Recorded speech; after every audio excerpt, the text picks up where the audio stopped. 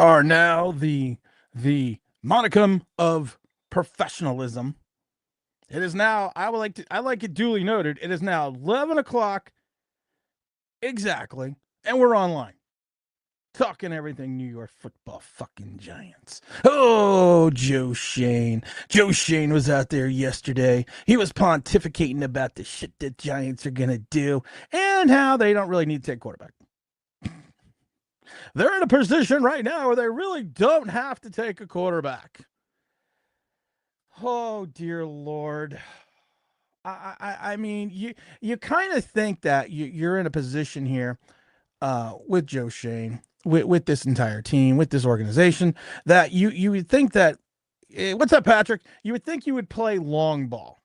You'd think that Joe Schoen and his infinite wisdom would take a look at this situation and say, you know what? I really need to figure out a way to keep this franchise going forward. You took a look. We broke down we broke down the win-loss record for the last 14 years. And I love it because Joe Schoen came out during his little press conference, or I'll call it a presser at the winter meetings or some spring meetings, whatever the hell you want to fucking call it, the league meetings. If it matches up and the value is right, we can look at many positions and take a guy. We're in a position where you can take who you think is the best player available at the time. Sure sounds like he's not taking a quarterback. That's what it sounds like to me.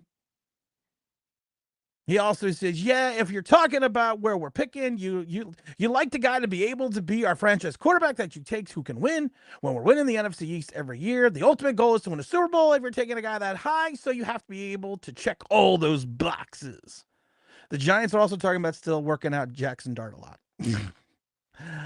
I cringe every time Joe talks. Anthony, I don't. You know what's funny, Anthony? I don't think it's a smokescreen. I really don't.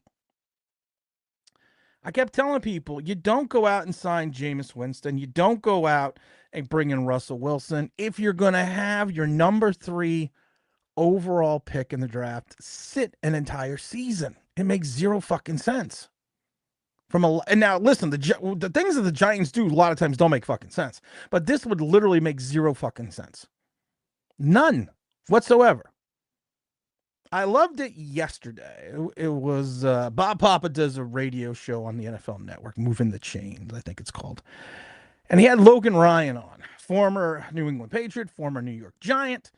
And they were talking about the Giants picking at 3. And Logan Ryan, who I have to give 100% credit to, was very astute in his observations about the Giants and Joe Schoen's draft. He was like, I got to give Joe Schoen a C, B-, the best on his drafting. And you have to be worried about having this guy go out and pick this guy at 3, because whoever you take at 3 that high needs to be an impact guy, or it needs to be a franchise guy. Now, an impact guy could mean someone that's an impactful that season, or it could mean that it's someone that's going to be impactful down the road. But he needs to be an impactful player. And if it's not, and he even said, if it's not going to be a quarterback, and he broke down the same thing that we talked about. You just gave Adebo $54 million, 36 guaranteed. You drafted 2 years ago Dante Banks. You drafted last year Drew Phillips and Tyler Nubin. So if you go Travis Hunter, where does he fit in that defensive backfield? You also just gave $36 million to Darius Slayton. You have Malik Neighbors and Wandale Robinson, Jalen Hyatt, and who else you're going to bring in. So is he going to be an impactful number 2 at the wide receiver position? Most scouts say he's going to be better off being a corner. That is in Travis Hunter. And this is all the same things that Logan Ryan was talking about yesterday. And Logan Ryan basically said, if your franchise quarterback is there at 3, you got to take him. You have to. You can't just sit there and say, well, we need to think about this a little bit. No, there's literally nothing to think about. You take Shedeur Sanders. If Shedeur Sanders is at 3, you take it. And I love the Giants. We're not going to force taking a quarterback. You haven't taken a quarterback your entire time here. We haven't drafted a quarterback since Daniel Jones. And you're not going to force a quarterback pick. I've said it before. You can't hit the ball if you don't swing the bat. You miss 100% of the shots you don't take. Wayne Gretzky. But we're not going to force something. But we might force it in the second and third round with like a Jackson Dart. The Shedeur Sanders hate is real. It really is. And it's weird that how real it is. And I don't understand. Because like I said, you go back at Jackson State, you go back to his first year at Colorado, you go back that every year he has improved. And everyone's big thing now with the scouting reports are, well, he takes too many sacks. He holds the ball on too long. So the quarterback who was waiting for Travis Hunter to get downfield, who has a bad offensive line, who still completes many deep balls and is surgical in between the intermediate passes, takes too many sacks because he's waiting for the play to open up. Daniel Jones would take a sack in 3 seconds when there wasn't any rush. Daniel Jones panicked when he can't, you have that internal clock in your head. If you ever played quarterback, even if you played like quarterback flag football, you have this internal clock in your head. It's like 1 Mississippi, 2 Mississippi. Daniel Jones was throwing the ball before he got to he didn't even get missed, and he was already throwing the ball. So the guy that we don't want to take because of the fact that he holds on the ball too long and takes too many sacks as he's waiting for the plays to develop, that's a guy that we don't want. Because you only took Malik Neighbors last year to have an impactful wide receiver and a downfield passing game. But we don't want the guy who can potentially chuck the shit down the field. No, that would make zero sense. And then I love it because Logan Ryan also talked about Abdul Carter. You have Abdul Carter, then you are saying that Kayvon Thibodeau was a mistake. Even if you pick up the $16 million option, Kayvon Thibodeau was a mistake. I don't think it's a smokescreen. I really don't, guys. I'm sorry. I've said this 100 times before. It makes zero fucking sense. Football logic dictates you don't take a quarterback if you have 3 on the roster, and 2 of them are starters. I just got to say one thing about Jameis Winston, though, because he gave an interview. Oh, dear fucking Lord. And then he did this thing on Giants YouTube channel. And some of his answers, I was just like, oh, my God, this is the guy that's going to fucking mentor our quarterback if we had one. And then I love the reason why Jameis Winston and the neophytes just fucking ate it up. Well, I'm here because I'm here to teach the young guys how to win. This was Jameis Winston. I'm here to teach these young guys. Hey, I'm teaching them how to win and how to have fun winning. Wait, you've been in the league 10 years? You have 1 winning season as a starter since you've been in the league. Literally, somebody has to teach you how to win. They got rid of you in Tampa, and you lost your job to the Red Rifle in New Orleans because you couldn't finish games. Because you don't know how to, wait for it, win. But you're going to come in here and show this team how to win.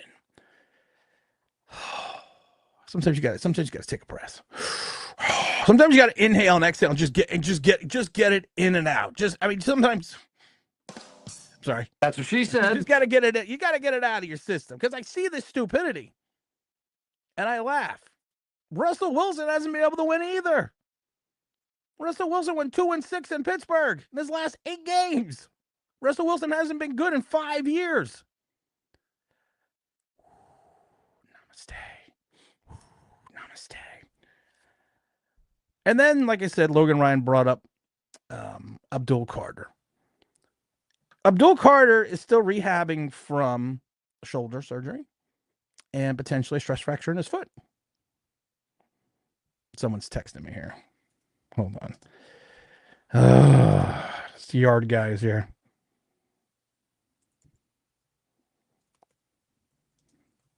The yard guys here. Hold on, Bob.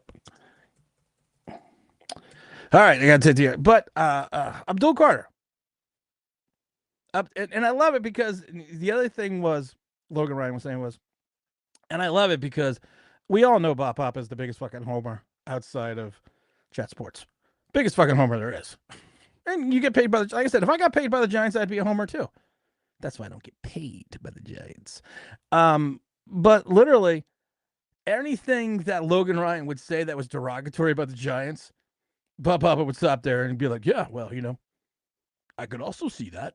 But then he would never expand on that. He'd never expand on what he could literally see. Then Logan Ryan's like, so you're saying you made a mistake on Brian Burns and or Kayvon Thibodeau if you take Abdul Carter, unless you think our Abdul Carter is going to be a Parsons. Which who we should have had. And Parsons, imagine if we drafted Josh Allen, the linebacker, and then 2 years later Parsons. I'm not even gonna get into that. But literally, you look at him and they say you're right. But Parsons and Abdul Carter are two different players. You are never Abdul Carter is never going to be a linebacker in this league.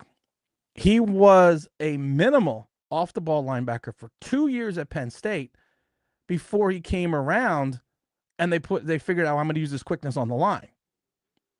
So you're then saying if you take Abdul Carter, and I love it because I love this. This was the best part. This was the best part of this whole interview with Bob Papa and Logan Ryan. It wasn't an interview. Logan Ryan was co-hosting.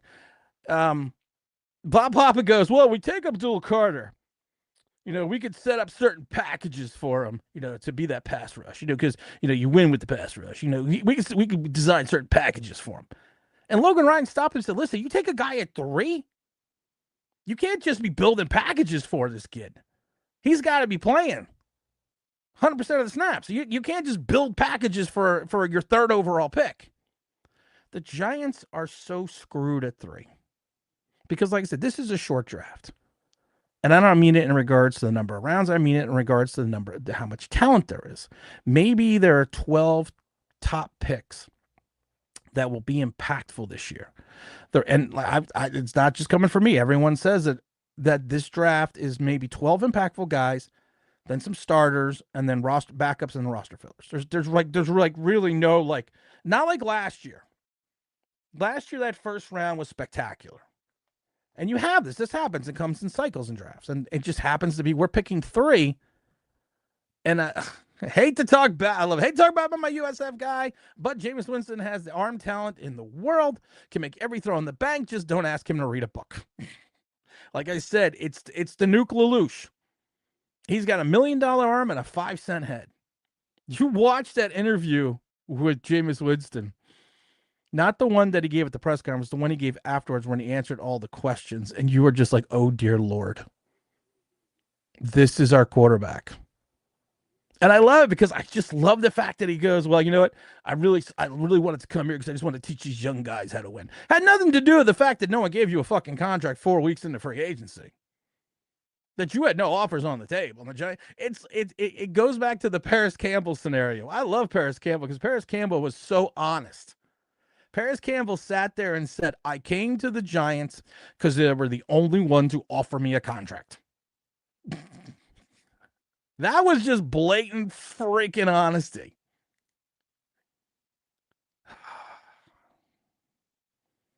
Because, Mike, I'm going to tell you something, Mike. I don't know. I'm going to explain this to you. I don't know how you're screwed having a top 3 pick, Low. You're talking about having Hunter or Carter is awesome. Okay. I'm going to explain this to you, Mike. I'm going to explain this to you slow. I'm not trying to be mean, but I'm going to explain this to you slow. You gave 54 to Adebo, 36 guaranteed. You took Tay Banks 2 years ago. You drafted Phillips and Newbin, and you still have Cordell Flott on your team. So are you going to pick him to slide in at safety when that's probably one of your second strongest positions on the defense? You took Malik Neighbors last year. You gave $36 million to the likes of Darius Slayton. You still have Wan'Dale Robinson. So are you going to slide him into the 2 spot where he may be slightly worse than Devontae Smith with his slight of build? And you think he's going to be impactful that way? And you don't think it's going to cause any friction with Malik Neighbors, with him having his targets dropped? So you don't really need a Travis Hunter. Travis Hunter is a luxury on a good team if you're picking at 3. Abdul Carter, you have Kayvon Thibodeau and Brian Burns.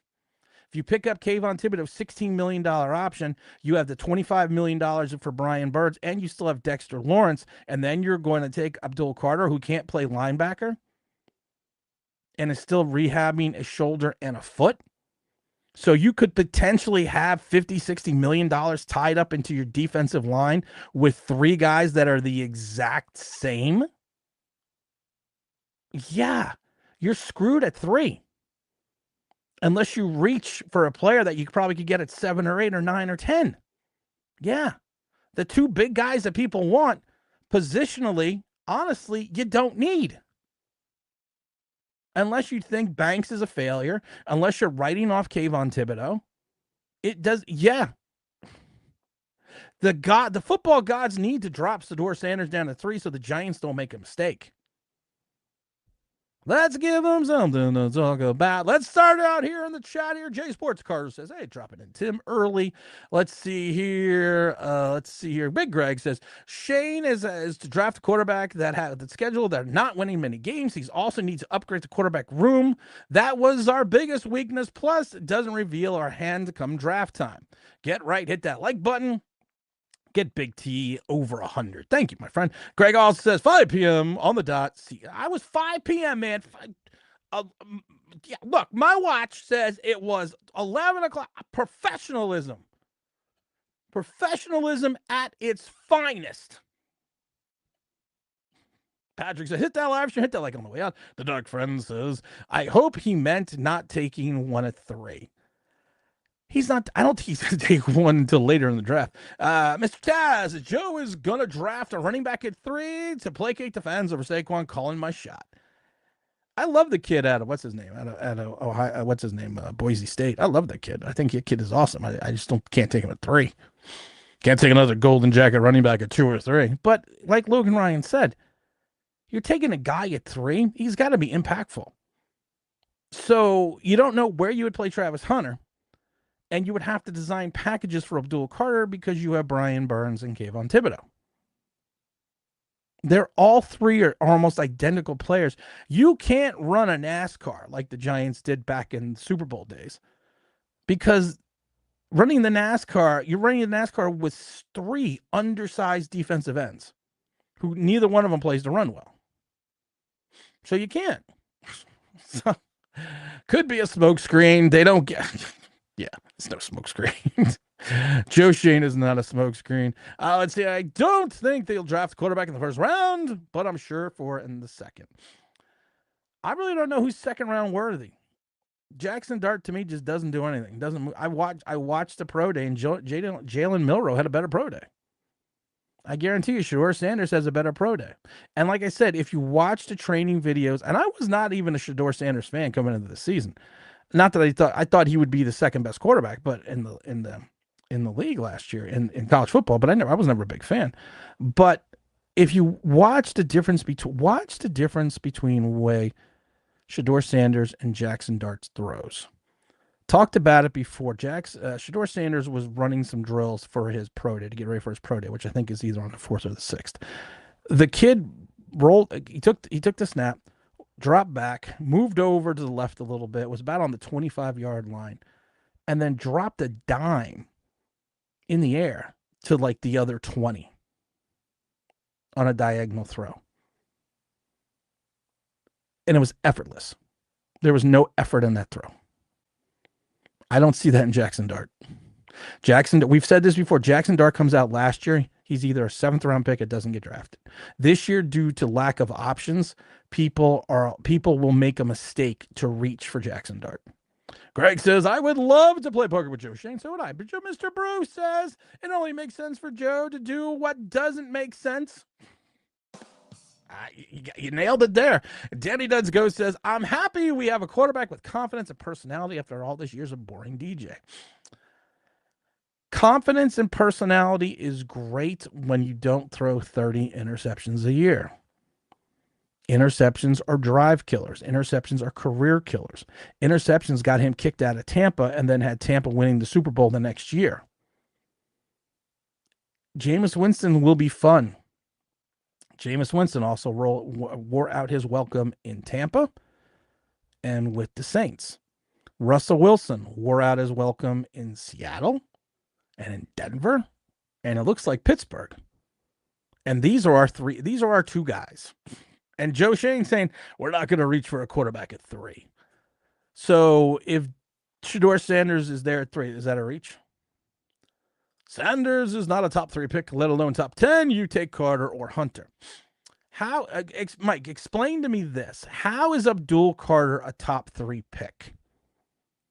Abdul Carter is O'Shane Ximenez. O'Shane Ximines, 10.5 sacks his last season at Old Dominion. They put him on the line. He used his speed to get around slower tackles that were going to be working in Home Depot, and he got 10.5 sacks. Abdul Carter was an average off-the-ball linebacker for 2 seasons at Penn State. They moved him to the line. He uses this little shoulder dip and speed to go around slower tackles to get to the quarterback. And if you watched in the bowl game, when he did not have the use of that dip on the shoulder, outside of that one sack, the offensive lineman was just driving him into the ground. So he's an undersized, not failed, but he's an undersized former off-the-ball linebacker who can't really play the run well. But everyone's going to talk about his pass rush ratio percentage. Oh, look at all the pass rush ratio percentages he has. Oh, that's a great stat. That's a great stat. Said it before. Said it a million times before. Those stat means shit. It literally means nothing. That's like the wonderful king of the almost sack. Had to hear Leonard Williams' first year that even though he had a half a sack with the Giants, that he had like 40 pressures, 50 pressures. He led the league in pressures. Okay, what does pressures equate to? No one could really give me the answer to that, still to this day. And everyone thinks that King of the almost sack was a slight against Leonard Williams. No, it wasn't. It was against the stupid fans that were throwing at statistics to make him seem like he was more venerable on the roster. What's up, Jared? Yeah, they got to stop with the T draft ball swing. Hey, bada, swing, bada. Todd says if they don't take a quarterback this year, another 2 years will be pissed away. That's it. Literally, that's it. And I love it because evidently Joe Schoen was talking to the GM at the Titans at the owners meeting. And I love it because it just reminds me of him talking to Dan Morgan. And I was just like, I can see Joe Schoen. I can see the Titans. Listen, Joe, well, swap first, give you a 2, maybe give me a 2 and a 5. Joe Schoen. Okay, so what you want to do is you want to swap first. You want 3 other first-round picks, and you want a 6. Oh, that's too much.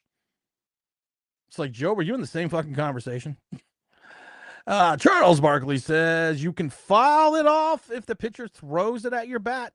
That's a good point. I agree. I think it's a smokescreen. Makes no sense. No willful pass on Sanders if he's there. Desperately need a young quarterback. But this is the Joe Schoen way. Joe Schoen in 3 drafts has not taken a quarterback. Joe Schoen in 3 drafts has not been successful outside of Malik Neighbors. Joe Schoen just doesn't. I don't think he truly understands the evaluation of talent and how to build an NFL roster from the top down.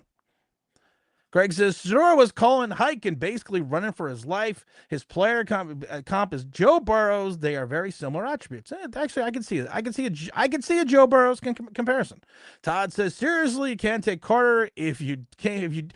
Thank you, Todd. You cannot take Abdul Carter if you do not move on from Kayvon Thibodeau. You cannot take Travis Hunter and put him in the defensive backfield unless you're saying Banks was a mistake. Because you just gave $54 million to a Debo. That's why we have Russell Wilson. Big Zach Attack in his house saying Joe Schoen is the same guy that told us Russell Wilson is not better than Daniel Jones. Yeah, thank you, Zach. We've disrespected. This is why I'm going to be 100% honest with you. I don't care about the Russell Wilson sign. I don't care about the Jameis Winston sign. I have zero respect for Russell Wilson. I have zero. Let me explain why. Let me explain why Russell Wilson is a pussy. Can I say it plain and simple? He's chasing the Bucks. Him and Sierra must need money. Giants initially looked into trading for Russell Wilson when he was in Seattle. Decided against it. Swing 1. Russell Wilson was the first stop in the Giant tour last year. So he could go to, he could come in. Joe Schoen told him, well, listen, even though you only want $1.5 million, you're not going to compete for the job with Daniel Jones. Strike 2. Russell Wilson was the backup plan to Matthew Stafford, Aaron Rodgers. He was the backup plan for those guys. Evidently, they didn't really want him back in Pittsburgh. So he took a $10 million deal, come here with maybe $21 million incentives. So this team has basically dogged you 3 times. And you come back with your tail between your leg 3 times. I got zero respect for that.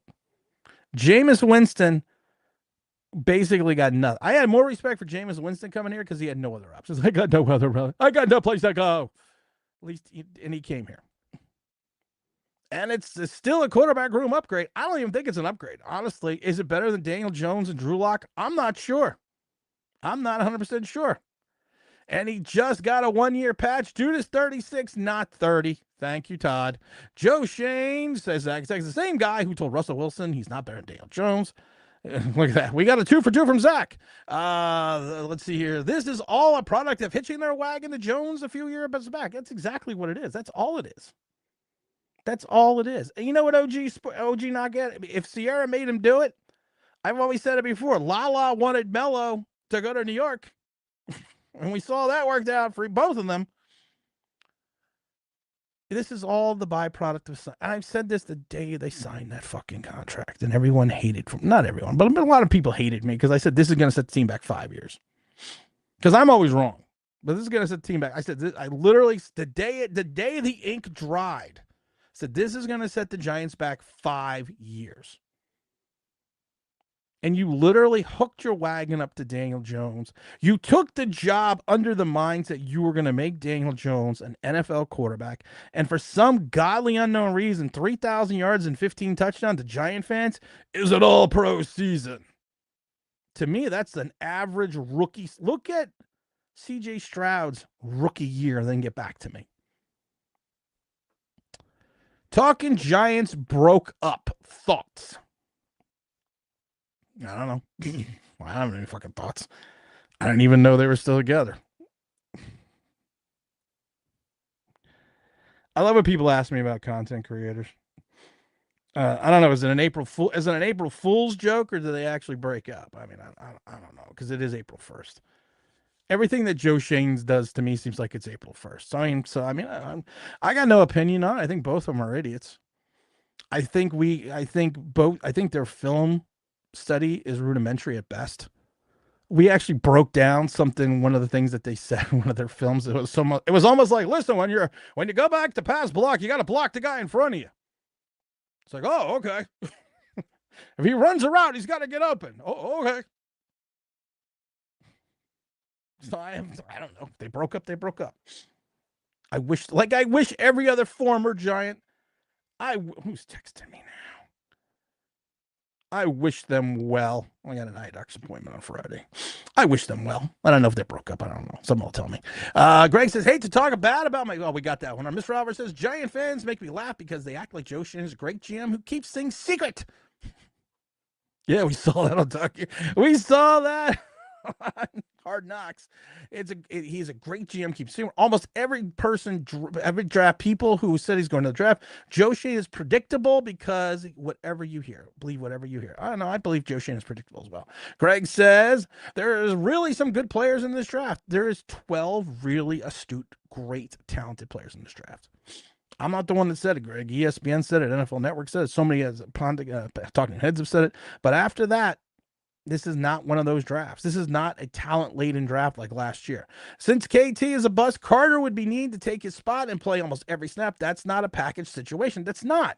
So you can't take a guy at 3 and Abdul Carter when you have 2 guys that are the exact same player on the defensive line, who neither of them can play the run. So you're going to take another undersized former off-the-ball linebacker with a bad shoulder and a bad foot, and you're going to plug him in with Brian Burns and Kayvon Thibodeau? It makes zero fucking sense. Zero. Travis Hunter, we said it doesn't make a lot of sense. You trade back. If you're not taking a quarterback 3, trade back. Get assets. Jameis will cause suffering because think of Malik's neighbor's stats. I do think that. I don't know. You screwed up having a top 3 pick. What are you talking about? Getting Hunter or Carter is awesome. We've already talked. I'm sorry. I already answered that question. Let's see. It's 50% of Hunter is nothing special as a pro. The vast majority of corners don't turn out to be like Sanders. That's the other thing with, and I'm not saying, I think Travis Hunter would be a better corner than he would be a wide receiver. But there are plenty of plays at Colorado, if you watch the tape, that he got burned badly. And he also has a tendency of not tackling because of his frame. And also, he basically went to the Deion Sanders school of tackling. So people are thinking that and this is what worries me about Giant fans. They're thinking that if you get Travis Hunter, he's going to be Colorado Travis Hunter, that he's going to play on both sides of the ball. He's going to return punts. He's going to sell popcorn in the stands. He's going to park cars. He's going to do everything. He's going to do everything. And yet in the pros, you need to fix Charles Woodson, Champ Bailey, all these Hall of Fame type players only played one position after playing multiple positions in college. Why? Because it's hard enough to play corner outside of quarterback is probably singularly the hardest position to play as a rookie, because you get picked on unmercilessly, and you're going to get picked on. And learning the nuances of playing cornerback in this league is you have a steep learning curve. So if you are going to if you think that, and this is the other thing, where are you playing him? Are you saying Banks now is a failure because you just gave a Debo 54-36 guaranteed? So if you take Travis Hunter, are you saying Banks is a failure? If you take Abdul Carter, are you saying that Kayvon Thibodeau is a failure, or is Brian Burns a failure? It's not a good position to be in. It's not. Mike Sullivan says, so you move people around. That is the problem with this team. No depth. We had 3 wins. Everyone is movable. Contractually, no, not everyone is movable. Protect. What's up, Mr. Protects? When you explain it like that, Tim, I definitely see the Giants taking Carter. It makes sense to do that. Manning is available next year. What do you all think about that? I believe would be the franchise quarterback for years to come. Well, here's the problem, Eric. First of all, you got to get the first overall pick. Second of all, Manning has to come out. Third of all, Manning actually has to be good. We don't know any of these things yet. And the short sample size, he was good. I always go back to Chris Sims, Phil Sims' son. Chris Sims, #1 quarterback prospect in the nation years ago. Picks Texas over Tennessee. Goes to Texas. Couldn't beat out Major Applewhite. When he finally did get his playing time, he played well enough. But he played well enough to get drafted in the 2nd round by the Tampa Bay Buccaneers and really didn't have anything career-wise. Just because someone's a name doesn't mean A, they're going to be there, or B, they're going to be any good. How many named quarterbacks that we've seen that come out that just don't cut it in the pros? Mr. LeVar says, Tim, I'm here. Let's talk. If one of the players, the 2 guys are there, I say, yes, they're both gone. I expect Travis Hunter I would have no problem with it. I have no problem with Travis Hunter because you're taking talent. But where are you going to play? Where are you playing, LeVar? Where are you playing? Where are you playing Travis Hunter? Where are you playing him? His build is not going to be conducive to playing on both sides of the ball in the NFL. And he seems to me, like I've said before, and I've talked about it with other Eagle fans, he has a Devontae Smith frame. He's not going to gain weight. You could see it. I said it before when Devontae Smith came out. I said, he is this kid. I like him. If I was Johnson, I would have taken him, but he's not going to gain any weight. So you're going to have to deal with his slight build. So you're not going to give Travis Hunter 40 snaps on the defense and another 20 on the offense, because he's not going to survive, especially in this team and on that turf. Greg says, trade down, get the Andrews tight end from Penn State or Austin Gentry, the running back from Boise State. I would do that. I literally would do that. You need a tight end. The kid from Penn State is a better prospect than Theo Johnson is. I would do that. And I would take the kid from Boise State. I would trade down. If I could trade down into the mid-10s and maybe get mid-teens, I should say, maybe get 2nd, 3rd rounder or something, depending on how far someone jumps up. Yeah, I would do that. Based on what Archie hasn't even played yet. That's what I love. Dark Fiend says, can't bank on Archie since he hasn't played. And Archie Manning's also, all the Mannings go to college for 4 years. Going back to Cooper, Eli, and Peyton, they all 4-year guys. Education is very important to the Manning family. I don't think that's going to change. We get the dart. I quit. OG says, team still work. You are the worst team in the NFC East. There's nothing about that. Mike Sullivan says, I respect your opinion, but I disagree on 100. I feel that it can be in the quarterback. But here's the thing. You're putting him in the CB1 position. You gave $54 million to a Debo, and 2 years ago, you traded up to draft Banks. You see the problem there? He's not a number. Where is he going to be number one when you potentially have two number one guys? And there's only so many CB1s and CB2s you can put on the field at the same time. The other guy's called a slot guy. Banks has proven nothing. So you're saying Banks is a failure then? So you're redrafting for redundancy like you did with Wan'Dale Robinson and Kadarius Toney. It makes zero fucking sense. Imagine if Hyatt gets developed properly this year. Here's the problem with Jalen Hyatt. He's not going to get developed. I love Jalen Hyatt coming out of Tennessee. I love Jalen Hyatt coming out of Tennessee. And I love you, LeVar, but he's not going to get developed. Everyone's like, well, Jalen Hyatt's problem is no one threw him the ball. Well, when they did throw him the ball, he also dropped it a lot. Jalen Hyatt's biggest issue was not the quarterback. Jalen Hyatt's biggest issue is getting off the line. Watch. He has an issue getting off the line against bigger corners. I thought he was going to be like Devontae Smith coming out. I thought he was going to use his speed and quickness in that first step to get around the defender or get behind the defender. He doesn't do that. He gets jammed at the line way too much by bigger, stronger corners.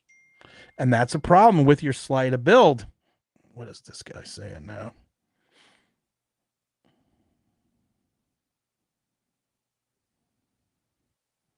Okay. It's one of those guys. He's got a bigger build.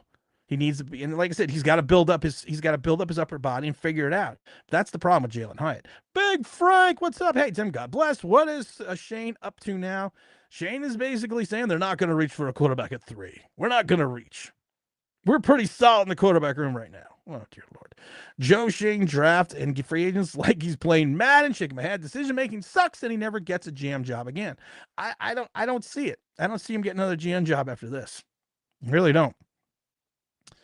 Go back and, I mean, I've said this before, just looking at the Giants free agency, I mean, nothing special the last whatever couple of years. Joe Shane potentially whiffed on his entire first draft, his building block draft, where we had multiple first rounders, multiple third rounders, multiple fourth rounders, multiple fifth rounders. Okay, Darren Beavers, gone. McKeithen, gone. DJ Davidson, average NFL player at best.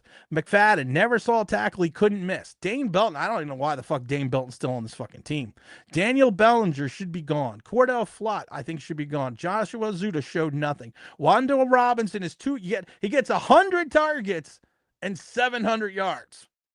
Evan Neal, bust. Kayvon Thibodeau is basically a bust. Owens 2 years ago looks like he's a bust. Riley, to me, looks like he's a bust. Tay Hawkins, I love Tay Hawkins. He was the darling coming out of rookie. Then they found that he couldn't play. Then when he finally got on the field and finally started showing something, the one thing I said I hated the most about Shane Bowman is teaching that fucking shoulder tackle, where you don't really tackle anyone, you just kind of throw your shoulder and try to knock the guy down. And I kept saying that causes injuries more than it does anything else. And how does Tay Hawkins get hurt? He throws a shoulder tackle in the one game he started and he gets out for the season. Eric Gray, garbage. Jalen Hyatt, garbage. JMS, gave up the most penalties by center his rookie year, most sacks by his center last year. I've already said this before. He's an undersized guy. Joe Tippmann was the better pick, who was now an all-pro center, and JMS is an undersized wrestler who doesn't understand how to use leverage. Dante Banks, people are now saying is a bust. So out of all those drafts, you are literally saying almost every one of them is a bust. Tyrone Tracy, I hope Tyrone Tracy does not turn into be a New Orleans Darkwa. Theo Johnson, his big issues at Penn State, they've said a million times over and over again, was all-world talent, 2-cent head. Phillips, people loved Phillips. I don't see it because he had one pass defense the entire season, which came at the end of the year, one interception, and also he had almost an 80% completion percentage against him. People talk about all the tackles, but the problem is this. As a defensive back, your job is to prevent the wide receiver or the tight end or the running back from catching the ball. It's great that you tackle him after he catches it, but if you have 80% of your passes completed against you, there's something seriously wrong here. Tyler Nubin should be a linebacker. Malik Neighbors, you're one big hit. That's the Joe Schoen drafts. And we have people that are in this chat and are saying, well, you know what? I trust Joe Schoen. I don't trust Joe Schoen to park my fucking car. Philosophy Stoner says, I heard all the NFL scouts that Joe Farah plays with zero power. He's a finesse rusher like the ones we have. Thank you. Philosophy Stoner gets it. Stone DD, he gets it. That's what he is. He's O'Shane Zimenez. But you didn't take you took O'Shane Zimenez in the 4th round. You're not taking him, or the 5th round. You're not taking him 3rd overall. 3rd overall, you are an impact player that plays 40, 50, 60% of the snaps. Or 40, 50, 60%, not percent, but I'm saying 40, 50, 60 snaps a game. You don't take a guy to be a situational pass rusher at 3. It's fucking insanity. LeVar says, a guy goes down and immediately put Hunter in wherever the offense or defensive is. So if a guy goes down a quarterback, we can put him in there. Robinson has shown that he is a small possession wide receiver, not fast, not exceptionally quick. No, he's not. Like you said, when Wan'Dale Robinson got drafted, everyone always points to sacks. We did the live stream. And I was at that live stream. I was in the live stream that time. I wasn't at the stadium. The air got sucked out of the room when we took Wan'Dale Robinson. Because and I said this before, if you get pulled down from behind at Kentucky, you are not going to have much of a yak in the NFL.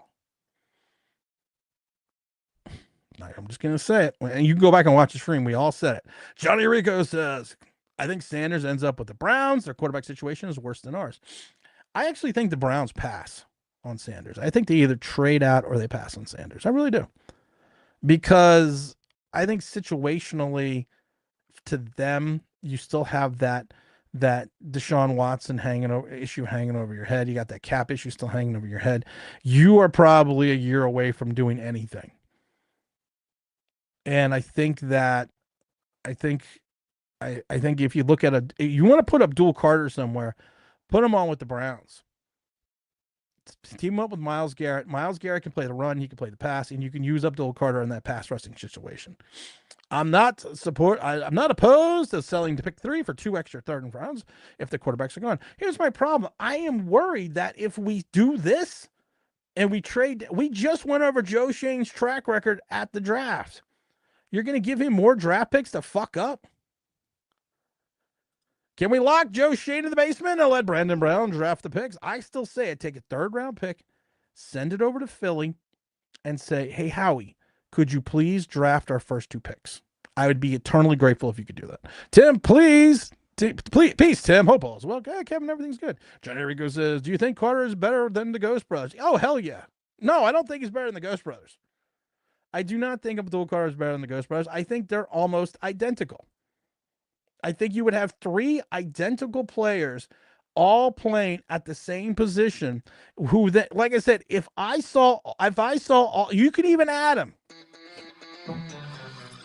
Submitted for your approval. The Ghost Brothers. Nobody needs to be afraid. You could add Abdul Carter into the Ghost Brothers mix. And the moment that I saw 3 guys who can't play the run and over pursue and over commit, as soon as I see all 3 of them on the field, I'm running the fucking draw. That's what I'm doing. Because they're going to be way behind me as soon as I end that fucking ball off. Greg says, I'm sorry, I'm done with Tibbs. I'm not going to evolve. Tibbs is done. I mean, Kayvon Thibodeau likes to speak. He likes to pretend he's a leader, but he can't play and he doesn't stay on the field well. His wife made him do it, Tim. That would, of course, be Russell Wilson. That's the facts. I'm clearly chasing paychecks over championships since he's left Seattle. Thank you. Russell Wilson didn't come here because of the fact that he wanted to be a giant, that he had one of his greatest performances ever in the stadium. He wants to be. No one else was giving him a paycheck. Same thing with Jameis Winston. No one else was writing him a check. Paris Campbell's, like I said, I can always go back to Paris Campbell. After Paris Campbell's 1 year here, he goes, I only came to the Giants because they were the only one that offered me a contract. No one was beating down the door for Russell Wilson. Nobody, even Pittsburgh, who was still waiting for what Pittsburgh would rather have Mason Rudolph and nobody else and wait for Aaron Rodgers than to bring back Russell Wilson. Giants Clown says, you would be okay with Milroe and the kid from Louisville after a trade down. Listen, Jalen Milroe to me, I've said this before. Everyone talks about Jackson Dart. Jackson Dart completed his yards per pass completion is 10.6. Oh, he led all of NCAA football in that 10.6. Greatest quarterback I've ever fucking seen. Well, who was number 3? Oh, Jalen Milroe, 10.3, I think it was. Jalen Milroe, this year, he showed some warts. He showed the fact that he can mechanically break down under the rush when he's under duress. When his mechanics get worse, his accuracy is terrible. And when you watched him go to the combine, I always think the combine is a better indication for quarterbacks, that is, I should rephrase that, than their pro days. Because the combine, they come out there, you're not spending, and like I said, the pro day is the choreographed ballet of the NFL. You're gonna do you know it's like that's what it is. You're gonna do your plays, your ensemble, whatever they call the things that they do. That's all it is. It's a choreographed ballet. But the combine for quarterbacks, you're all there. You're separated in 2 groups, and I think Group 2 smoked Group 1 this year. When it's time to throw, you don't know yet what you're going to do until they say, okay, we're going to run out. We're going to do some out routes here. And they set up the cones, and then you go. And then you go and do whatever you need to do. And to me, that's more like football. Like the kid from Louisville. He's been in college for 47 years. He's 27 years old. I would not take the kid from Louisville. But if you watched him at the combine, one of his biggest issues was he was the fastest one off the snap. He was the fastest one to get back into position to throw. He was doing it in real time, which has affected his accuracy. Jalen Milroe, I watched him at the combine, especially on some of the out routes. And you watched him, and you watched his timing, you watched his footwork, you watched his throwing motion. You're like, okay, he is improved on that mechanically. Now, can he keep that going into a game? I don't know, but if his repetition he's improved mechanically on those throws, big difference between the end of his college career and to where that was. Then you go to his pro day. And we all know he's got a big arm. At one point in time, they moved some of his pro day practices outside because he kept hitting the top of the dome. We always know he's got a big arm. But again, if you watched his short routes except for a couple, 2 high passes in the end zone, again, you watched him mechanically, you watched his throwing motion, you watched his footwork. You can tell that he has been working on it even more. So to me, people say, well, that pro day moved Jackson Dart into the first round. How? I don't know. Because when you have 19 touchdowns in 5 games and 10-8, and some of the games you were like Northern Georgia, Furman, and all these other things, you had like multiple opportunities to beat Florida and you couldn't do it. I always tell people, watch the Florida and the Kentucky game. At that point in time, Jalen Milroe, to me, moved into the second round because of the fact that he's athletic, he's fast, and if he continues to improve on his accuracy and his throwing motion and his mechanics and his footwork, you could have something there with the second round pick. Greg says, hit that like button. Yeah, make sure you hit the like button. Hit the like button. Now, we got, does Joe Schoen pass on taking a quarterback? We got our let's see here. We have a, I don't know, what do we got? 62% say on our poll that Joe Schoen will pass on drafting a quarterback. We have 29 likes. Make sure you get all those likes up there. Hit that big like button, Greg says. Greg says, this isn't a quarterback, offensive line, wide receiver draft, but if you need a defensive lineman, defensive end, especially a running back, this is the draft for you. We don't need a defensive end. And we don't need an interior defensive lineman at 3. And we can't take a running back at 3. Todd says, I agree. If you can't pick a quarterback or at 3, trade out. Stockpile picks. Why not? I would trade back if I'm getting Mason Graham. I can't do Mason Graham either. Dexter Lawrence. Everyone's like, well, we have to get someone for Dexter. We have to get all of a sudden. This is the funniest shit about Giant fans. And Mike, I'm not making fun of you, but this is the funniest shit about Giant fans. For years, we had to get Daniel Jones weapons. Oh, we need to get Daniel Jones weapons. This year, oh, we got to get Dexter Lawrence a running mate on the interior. Dexter Lawrence needs like a Dalvin Tomlinson. He needs like an Ashawn Johnson. That's what he needs. He needs someone that does the dirty work. And like I said, I hate the cliche, but he needs the one that does the things that don't show up on the stat sheet. That's what he needs. He doesn't need a Mason Graham. You grab a Mason Graham, you should try and trade Dexter Lawrence. Because once again, the issue is not the interior of the offensive line. Your issue has always been for the last 4 years is your defensive end and not having any outside linebackers. So if I'm a team, I see Mason Graham and Dexter Lawrence. You know what I'm doing? I'm running off tackle. I'm running off tackle all day till you can figure like they go back and watch the big win against Indianapolis. Indianapolis, every run was off tackle.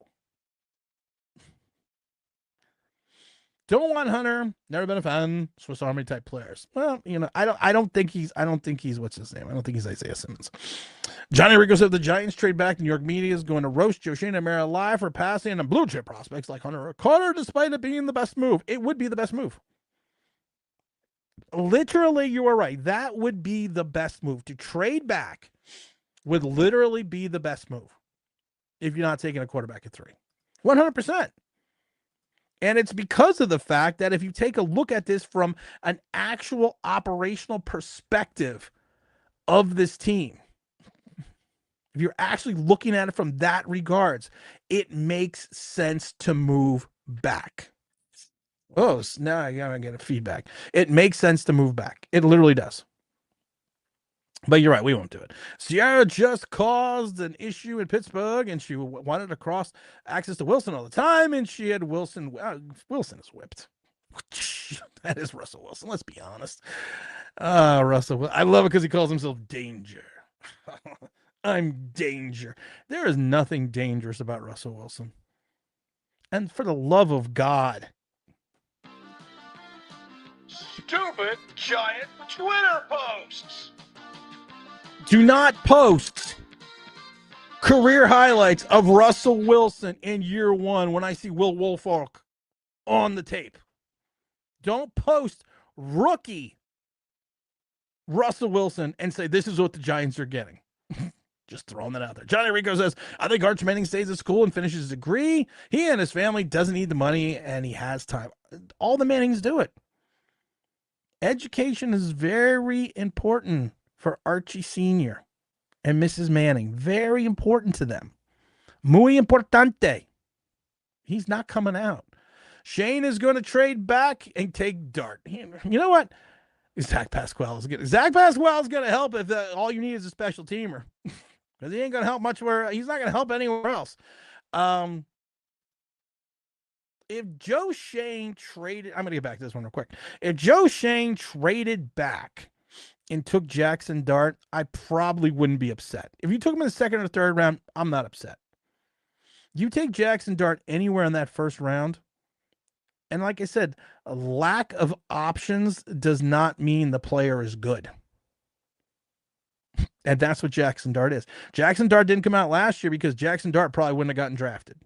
But all of a sudden now he's the object of everyone's apple of everyone's eye in Giant Land. Get it? Apple. Big Apple. New York. I know. It's a pun. Still waiting for the 4-touchdown game against Obama to matter in the prize. Yeah, I'm still waiting for that too. Marvin Harrison was special. Now that we are talking about similar guys, Bills, that type of frame of the career is not guaranteed just because you're a prospect at the top 10. Marvin Harrison was a different player.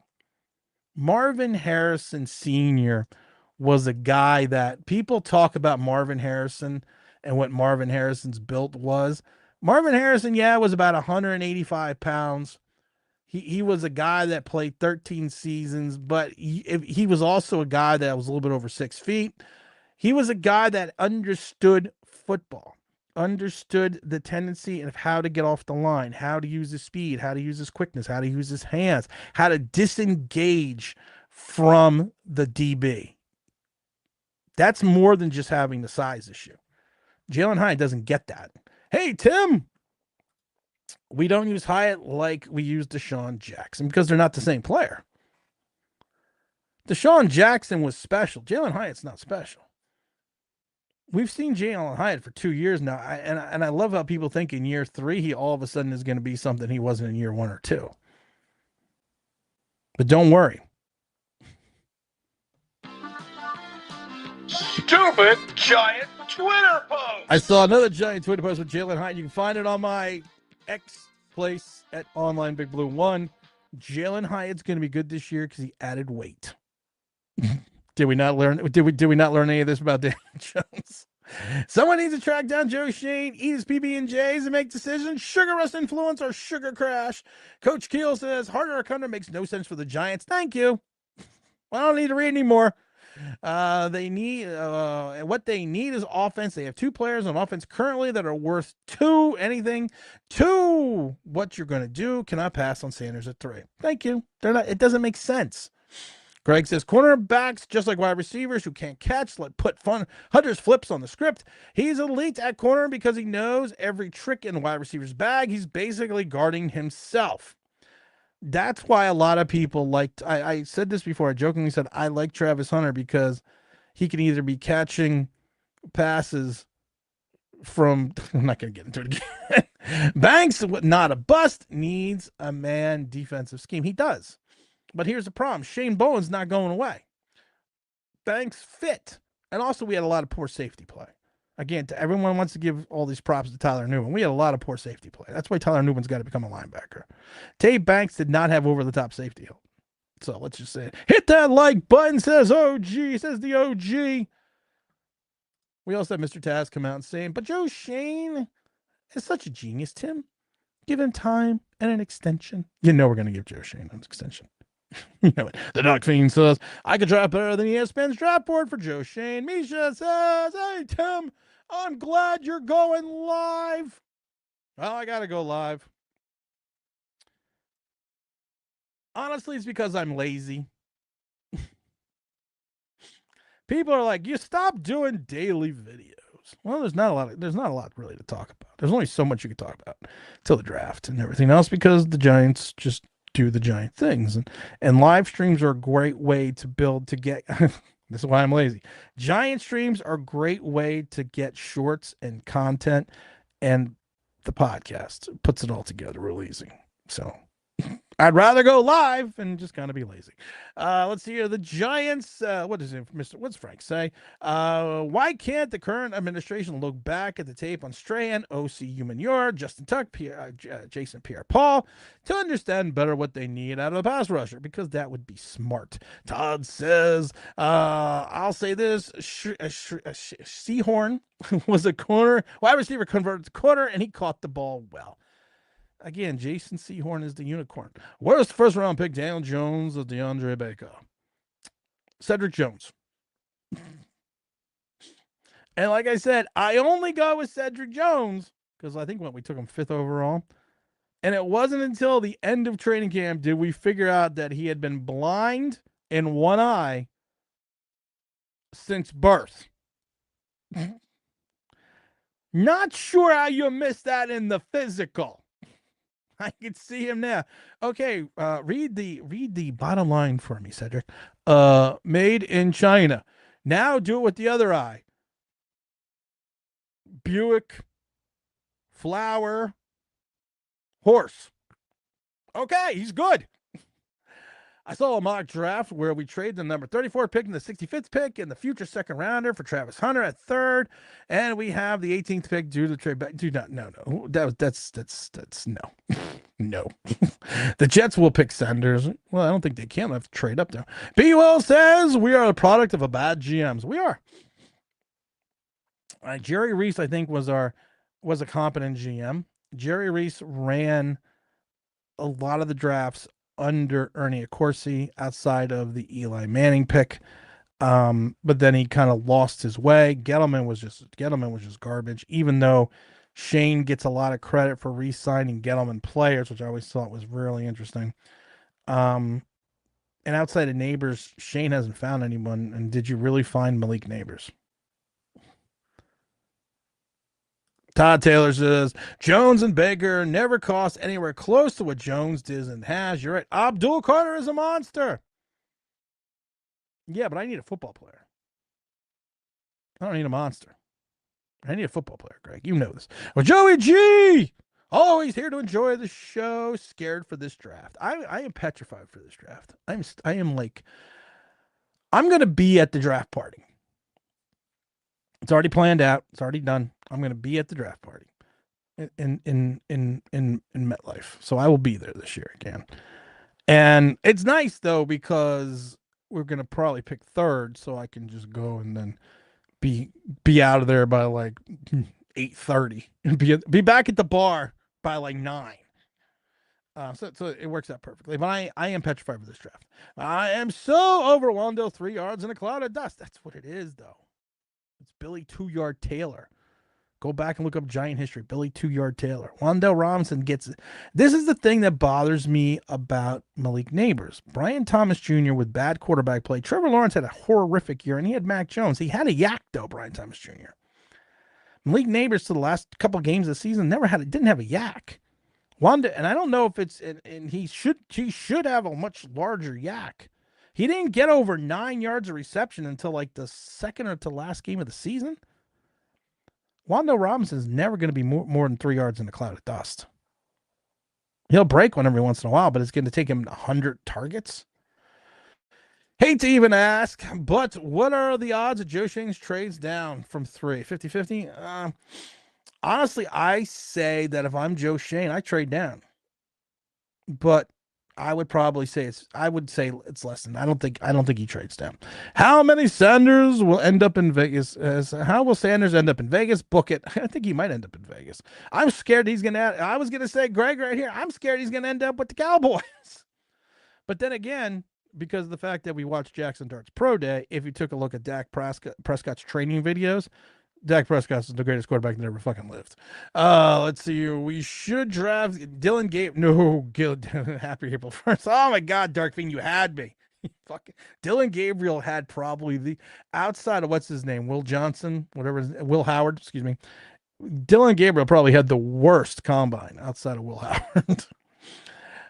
Really stupid if we pass on Sanders. We really passed on Nick Penix, and now Sanders, like really, and we also passed on JJ McCarthy, and we also passed on a lot of other guys.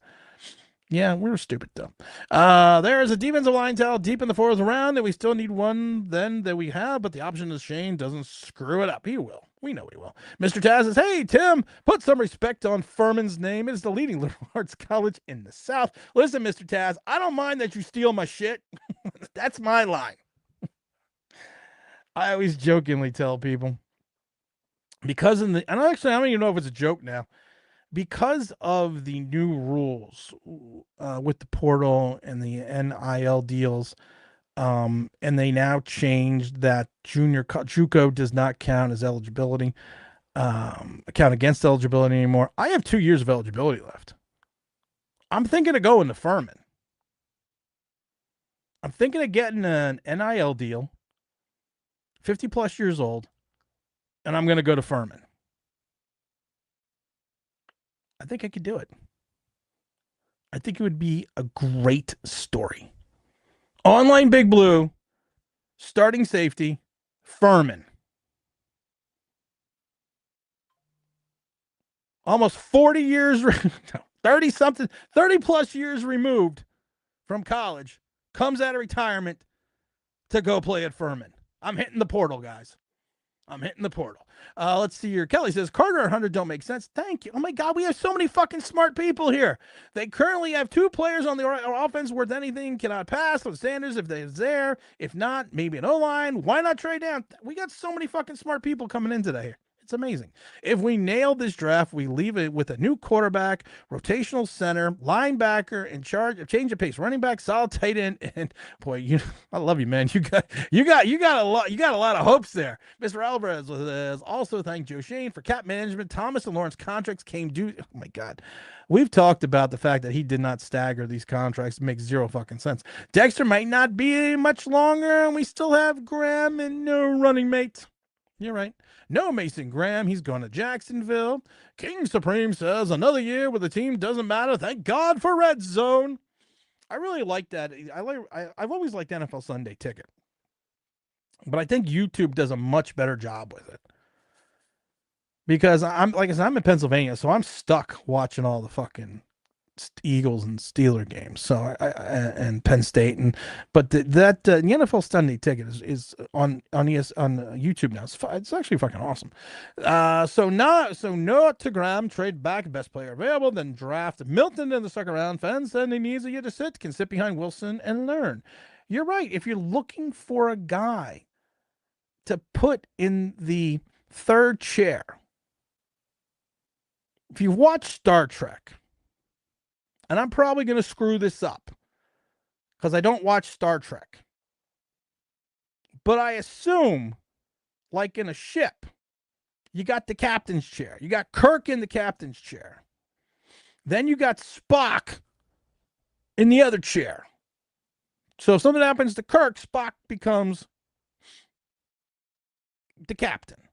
So that's Jameis Winston. Jameis Winston is Spock because they're both kind of fucking weird. And then you got the third chair. That's the third chair that Sulu sits in. So Jalen Milroe can be Sulu to Kirk and Spock. I can see that. Yeah. I only bring that up because I watched I was up late the other day and I watched Star Trek the Undiscovered Country it was with Chris Pine as Kirk, which really confused me because they had all these people that were not Kirk and Spock in them. They were all these people. I didn't know who they were. The one guy that was Sulu is from the Harold and Kumar movies, the White Castle movies, which really confused the fuck out of me. So yeah, that's why I was using my Star Trek. Timothy says it's all mock draft. Giants taking Mason Graham at 3. I thought you probably heard something banging and go, that's Tim's head going against the wall. Let's see. I played with Percy Harvin in high school. Let's just say Russell Wilson's relationship to Seattle was only on the field. Oh, I can believe that. There was the Swing Culture TV sent it to me. It's a great video about Marshawn Lynch talking about Russell Wilson and how Russell Wilson basically called Marshawn Lynch from a blocked number. And Marshawn was like, well, don't I have your number? And he's like, no. you get the blocked numbers. Let's see here. Pete Carroll always wanted the best players, no matter what baggage they came with. I agree with that. Hello, friends. Hello, Scotland. Fabian, Buzz News. Joe is doing anything possible to draft Ward. Problem is Tennessee's got to be willing to trade him. And Tennessee's biggest issue in Tennessee is the fact that they cannot draft wide receivers. They don't know how to draft wide receivers. They have a good tight end in Tennessee, but the running game right now is terrible, and they can't draft wide receivers. I have high hopes that Bowen will reevaluate the defensive scheme to fit the strengths of his players. I really thought he was doing that last year, and then it just went back all to shit again. Mr. Ramos says the worst thing about Joe Shane's draft is that almost every pick you would think to yourself, and so it's still on the board. And then usually the player that would be better than Joe Shane picks. You can like George Pickens. I still love the fact that you went up and traded one spot to get Tay-Banks. You traded one spot to get him. And then the team you leapfrog didn't even take a corner.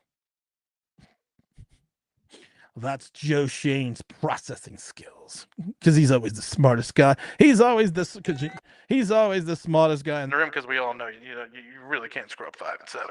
Oh, let's see here. What's up, Big Greg with the big smile? Tennessee's wide receivers aren't the best in the NFL. No shade. No, Tennessee's also gun shy right now after the Will Levis, Malik Neighbors fiasco with Ryan Tannehill. So be gentle, Tim. Oh, B. Gettle Tim has 2 rings. Who has 2 rings? But Tim Getty has. Oh yeah, Gettleman does have 2 rings. You're right, with the 90 team. Leslie says, Tim, hope you are well. Since Cam Ward is the best quarterback, would you trade up for him? And if so, how much would you give to trade up? You're trading up to 3. If it's worth it, I swap ones. You have an additional third this year. I throw that third out, and maybe I give a third or a fourth next year. I don't go crazy to go up 2 spots. Unless you really think that Cam Ward is going to turn the franchise completely around. Do a CJ Stroud and turn it around completely. But I mean, like I said, I'm not good. I'm not going to mortgage my entire future for Cam Ward unless I'm 100%. Unless I'm Ernie Accorsi with Eli Manning, I'm 100% certain. I swap ones. I give up another one. I give up a 5, and I give up a 4. I'm not doing that. But if for fair value, I would swap ones. I'd do a 3, and then maybe do a 4th or a 5th next year. And honestly, even if you got to throw in a second, I'd probably do that. Without, if I didn't give up the other 5th next year, I'd probably throw in the second rounder.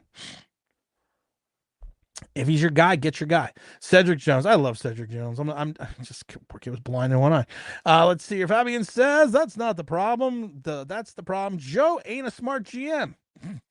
Roy, what's up, Roy? Peace from Indian Land, South Carolina. I always talk about Indian Wells Golf Course in South Carolina. Let's see here. Joe Shane is, I don't know if it's still there in the Indian Wells Golf Course. That was a really nice golf course. Joe Shane is like the poor man's early career Howie Rosen, except Howie tried to come off as at least professional instead of being smug. That's the problem with Lori. That's the problem with it's Joe Shane's arrogance. And it's literally and one of his Joe Shane's claim to fame is, well, they drafted Josh Allen. You didn't draft Josh Allen. You were on the team that drafted Josh Allen. You didn't have the final decision to draft Josh Allen. And your quarterbacks have been Daniel Jones, Tommy DeVito, Tyrod Taylor. Oh, Mike Glennon. Can't forget Big Mike. Furman. Listen, man, don't knock Furman, man. Telling you. I was playing ball in the yard with my friend, with my son and his friends Saturday. I talked about this on Sunday stream. I was playing ball in the yard. Now, these are a bunch of 14-year-olds, and they're all on the football team, except for my son. The apple evidently fell far from that tree. But he was actually, my son is actually pretty good. He's got the corner skills. He just, I don't know. But we're playing ball, man.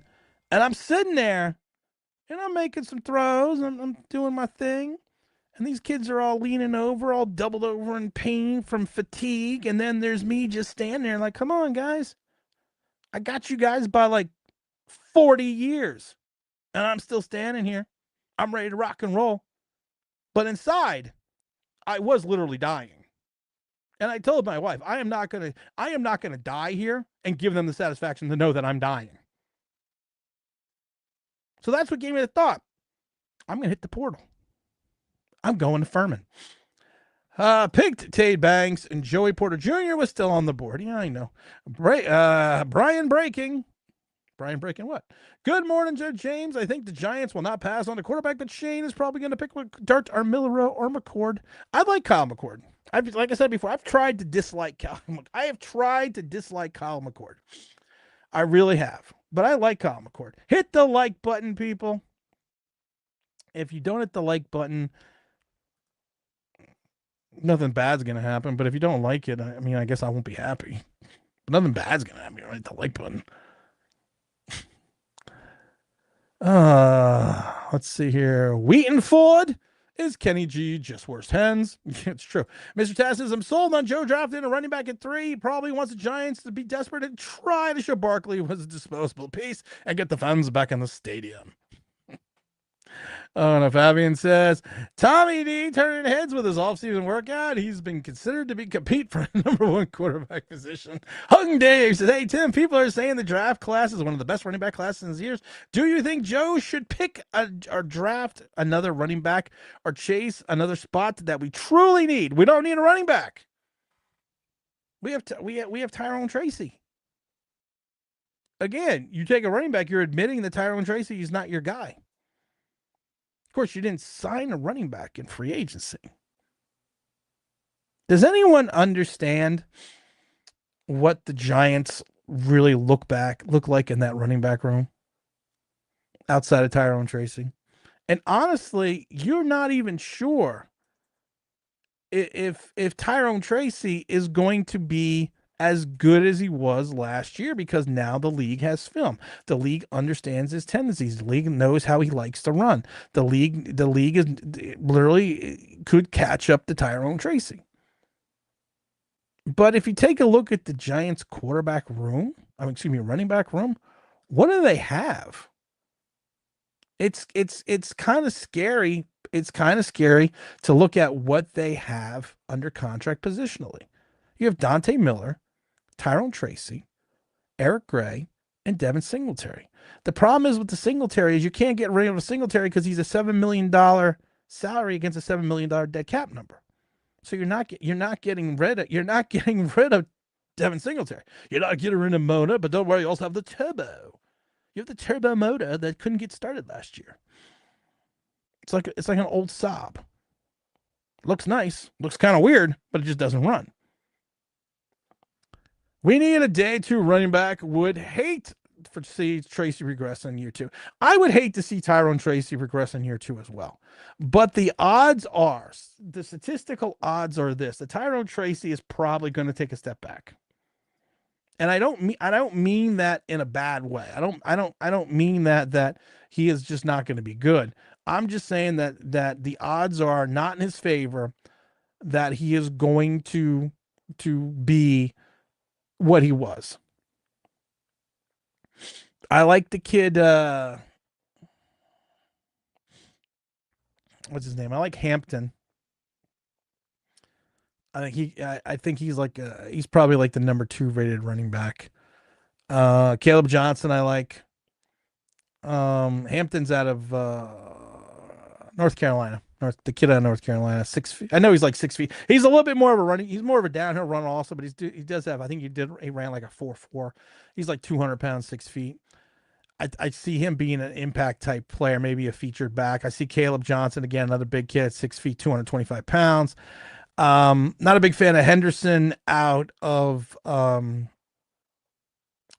State. Not a big fan there, but there's another guy that you can take a look at. What's his name?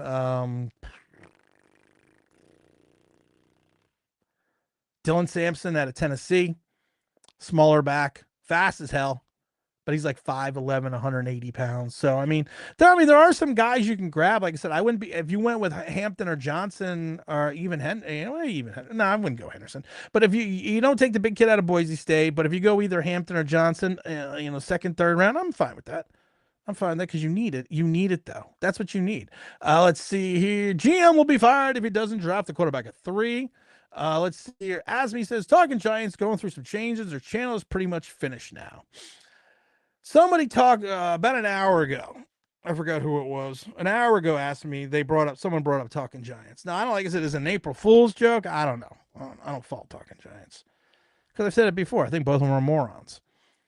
I think that if you look at what I like to refer to as rudimentary analysis, and I love it because everyone talks about their film analysis, and I talk about the one film analysis they did is, well, this guy's got to go backwards to block.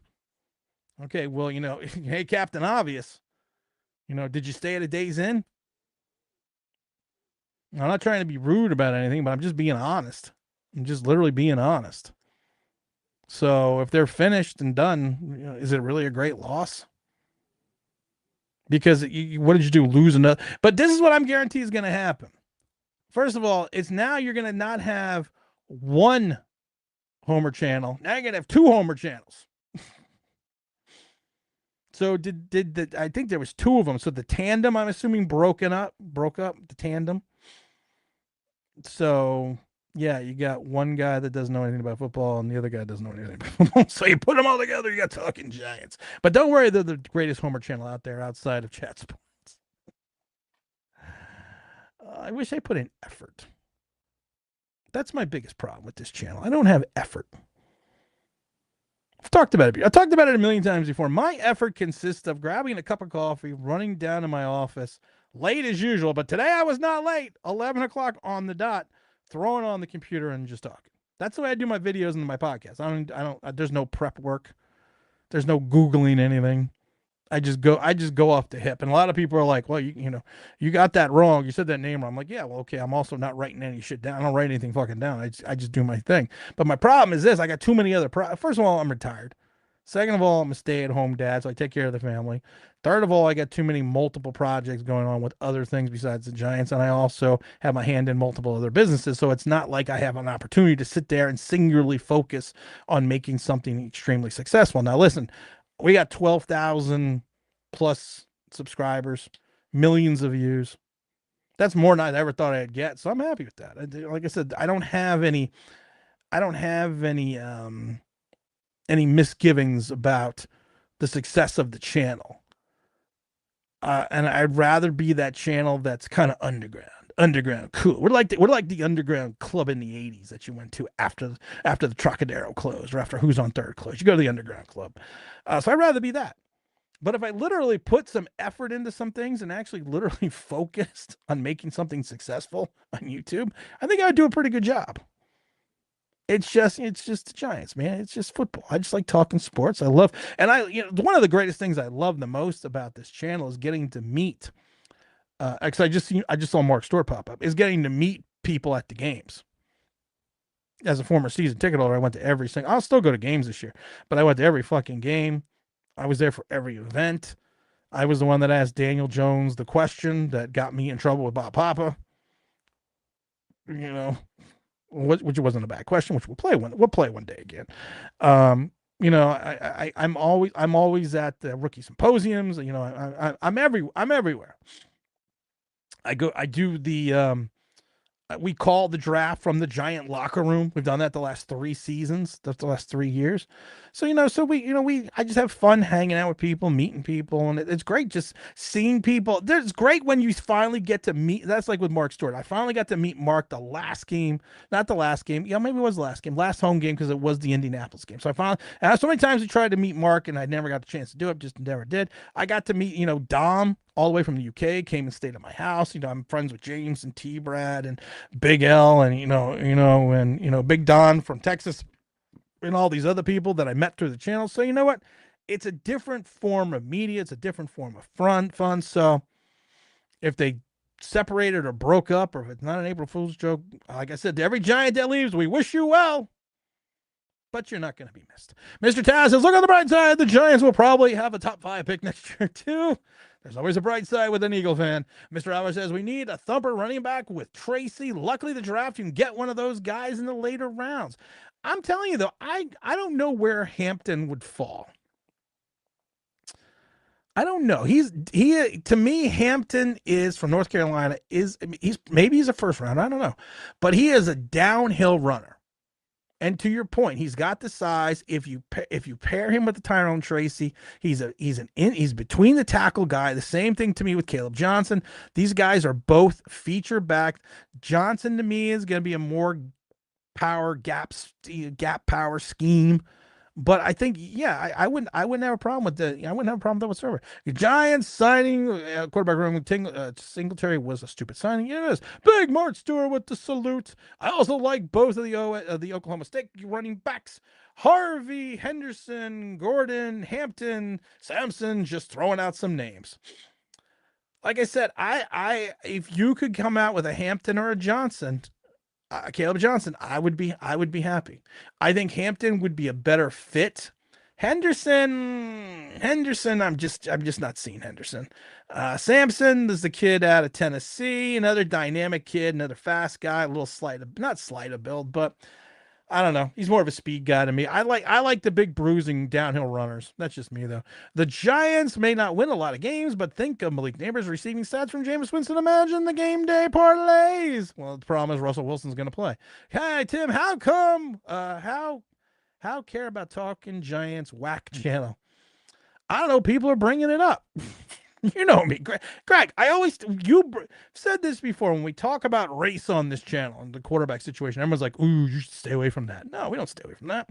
Someone brings up a topic, someone brings up a subject, I'm going to talk about it. I'm going to talk about it. Let's give them something. That's why I always sing. Let's give them something to talk about.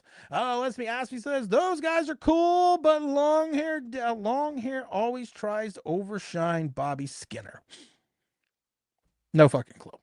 Turbo, get rid of him. We can't. He's got a $7 million salary and a $7 million dead cat habit. Don't really care about all the things talking Giants, but John Boy info was very revealing.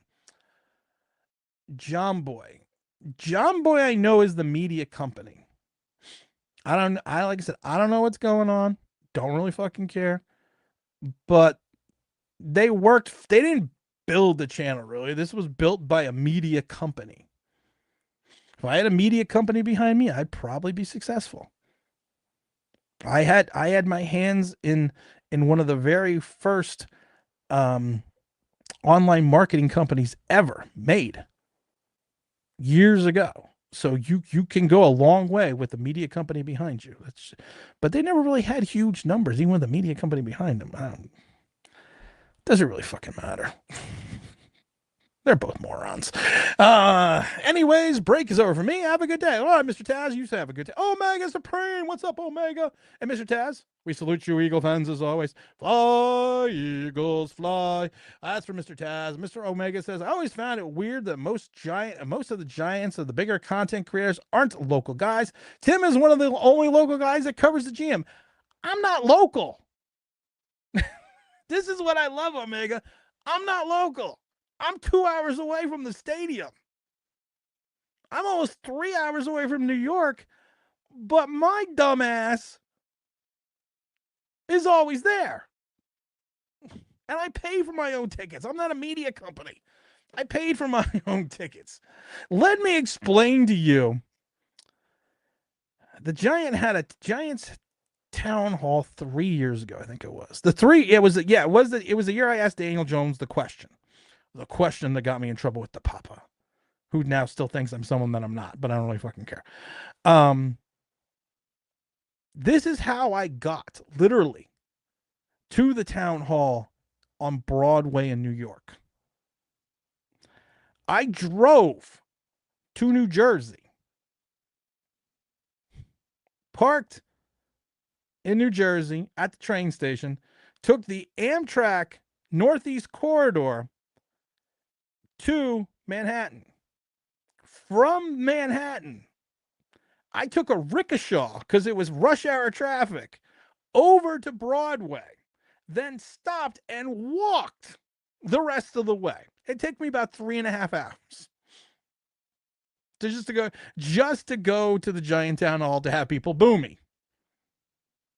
If you've never been booed before, it is pretty much an awesome experience. People are always like, when you play, when you hear the crowd when you're playing, that's awesome too. But getting booed is such an experience. Hampton is more agile than Harrison. I agree, but I still, like I said, I like Hampton. I like Hampton. I would like Hampton. Running backs, Mully in the second round.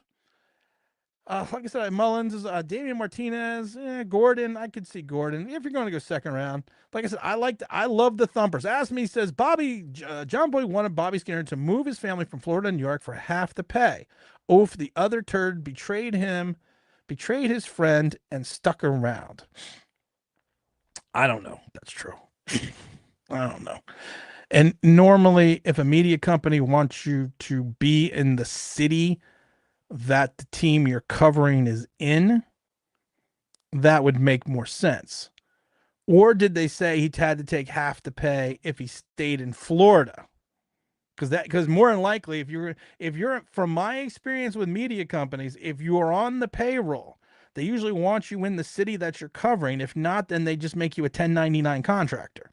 That's usually what a media company does. They'll say, okay, fine. You want to do that, you're no longer on the payroll. You are now an independent 1099 contractor. So is that what happened? Because that makes more sense than them saying you can stay for half the money. Or did they say, we want you to move here, but you're still going to be salaried? Like I said, to me, working with media, I have detailed experience working with media companies. One of the guys I worked with is actually known as the forefounder or the forefather of social media. and pay per post. So yeah, normally that's what they want you to do, but it's scandalous. It's scandalous. Let's see your motor. Worst nickname ever. Oh, Turbo's pretty bad too. Because every time I think of Turbo, I think is that little snail. I don't know these people. I think I stumbled on one of the videos before and never went back. Yeah, again. I don't know.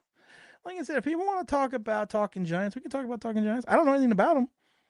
I just know they give rudimentary film analysis like they're breaking down, like they're Vince Lombardi breaking down the Packer sweep. Well, we have a seal. We're going to create here and create a seal here. I love that video with Vince Lombardi talking about the Packer sweep. The Packer sweep, sitting there with Jim Taylor and the Paul Hornung. Dun, dun, dun. God. Listen, I'm not that old. I didn't hang out with Vince Lombardi. What's up, NEG? In his house. James says, Tim, your channel tells it like it is. Your past NFL work expertise gives NFL your credibility in the Giants fandom world. That's why I watch your videos. End of story. I'm wearing a hat because my hair's all fucking crazy, because I do also think it's the hair. Just gonna throw it out there. I think part of my, like Samson, I think part of my appeal is the hair when I don't have the hat on. But right now my hair is like literally and I get more gray. Asmi says, John Boy wanted him to move to New York as a contractor only. The last I saw on the topic. Sorry, guys. No, you can bring up everything you want on the topic. I don't know anything about it. That doesn't make sense to me. And I'm just going to throw this out here, and I always get in trouble for this. Allegedly, could this also have some issues with the fact that one of the morons basically went on and bashed the Giants PR department? Oh, because the guy allegedly, legal purposes, said X. That phrase is trademark, not to use outside position, Ricky Bobby. Just saying, there could be an issue with that as well, because you don't shit where you eat. And if you're literally getting paid by a media company to cover the Giants and you're shitting where you eat, that's a problem. Nobody pays me. Outside of my wonderful sponsors, Mint Mobile, Southern New Hampshire University, Magic Mind, Yiso Fitness. Also, Yiso Fitness is coming back with a new deal. We're going to be talking about that. And also, don't forget about Mint Mobile, mintmobile.com/Big Blue. That's who I get paid from. What do we got here? G says, I like how the guys think last year's draft pick was the greatest ever. Way too soon. What about all those previous picks? Getting rid of all the players, getting great everywhere else. The problem is this. You need at least 3 to 4 years to evaluate a draft. Minimum. That's why when we look at Joe Shane's first draft, I mean, it's horrific. It's scary bad. And it's year 4 of that draft. So right now we are more than well aware that Darren Beavers is gone in garbage. McKeithen is gone in garbage. DJ Davidson is not even a backup player. McFadden, nice player, just there isn't a tackle that he can't miss. Dane Belton garbage. Dane Bellinger garbage. Cordell Flott garbage. Zuda garbage. Wandale Robinson 2 yards in a cloud of dust. Evan Neal a bust. Kayvon Thibodeau a bust. That's your draft from 3 years ago. And like I said, you have to evaluate a draft after at least 3 years. He whiffed on he had 2 firsts, 2 thirds, 2 fourths, and 3 fifths. It was the founding building block foundational draft. And he whiffed. No worse than Dave Gettleman's last draft. It was Kadarius Toney, Azeez Ojulari, Aaron Robinson, Emerson Smith, Gary Brightwell, and Rodarius Williams. Then you go back to the last draft, the second to last draft, when you have Thomas, McKinney, Pert, Holmes, Shane Lemieux, Cam Brown, Carter Coughlin, TJ Brunson. TJ Brunson and Chris Williamson aren't even in the league anymore. Neither is Rodarius Williams and Tate Crowder. The Giants haven't drafted well. Even if you go to the Daniel Jones, Dexter Lawrence draft, you still had Baker, Zimenez, Love, Conley, Slayton, Ballentine, and Slayton. The other Slayton, Chris Slayton. Even the Saquon Barkley draft, you had Barkley, Hernandez, Carter, B.J. Hill, Kyle Lettle, R.J. McIntosh, sorry. And then you even go back to Evan Neal, Dalvin Tomlinson, Davis Webb, Wayne Gallman, Avery Moss, Then you go to Eli Apple, Sterling Shepard, Darius Thomas, B.J. Goodson, Paul Perkins, and Jarrell Adams. The drafts have been horrific. And it's not just the last 3 drafts, it's been the last 10 drafts. And we've seen this before. The big draft on Gettleman that everyone initially loved was the draft that was Daniel Jones, Dexter Lawrence, Baker, O'Shane Simmons, Julian Love, Ryan Conley, Darius Slayton, Ballentine, and the other Slayton. Everyone loved that draft. Jones is gone. Baker gone, Zimenez gone, Love gone, Connolly gone. So the only 2 players that are left are going to be Dexter Lawrence and Darius Slayton. Speaking of PR, one of the Giants are clamoring to do Hard Knocks again. Well, no, I love the Giants because when they did Hard Knocks, it turned out they didn't know it was Hard Knocks. This was from a couple weeks ago, almost a month ago. Remember? The Giants literally didn't know what HBO was filming. I'm trying not to laugh at them, was Hard Knocks. They didn't find out till later. So all the cameras that say Hard Knocks on it, all the equipment that says Hard Knocks on it, because I will tell you this, media companies, multimedia companies, and film companies put their name on the show on fucking everything. They didn't notice that everything said Hard Knocks. They didn't notice the contract said Hard Knocks. Even though the Giants at one point in time before Hard Knocks even came out said that we had some of the creative control over what the content was used, but they didn't know it was Hard Knocks. The Dark Fiend says, I remember looking to the draft at night. Now it just gives me anxiety. There's pills for that. Fabian said, I'm just tired of being at the bottom of the NFL barrel. You just want to win. You have what? 2 winning seasons in 14 seasons out of 14. 2 playoff appearances out of what? 13, 14 years. 1 playoff win. I talked about it before. You got to hate the Eagles because people are like, well, now maybe they're headed towards a dynasty. They've been to 3 Super Bowls in 7 years and won 2. Kids, that's pretty good. I love it. The toilet paper said Hard Knocks. Everything said Hard Knocks, but the Giants didn't know it was Hard Knocks. Tim is the only channel I need. Thank you, Razzle the Great. I always appreciate that. Slap that like button. Yeah, but Giants were the only ones that did not know it was Hard Knocks. What are we at the likes? We're at 45 likes here. I need 50 likes. Can I get 50? Got 45, got 46, got 46, 47, 47. Gotta get 50, 50, 50, 50, 50. Sold. Oh, we didn't get 50 yet. We're at 45. Let's get 50. Can we do 50 likes? I'm watching a Dick's commercial right now.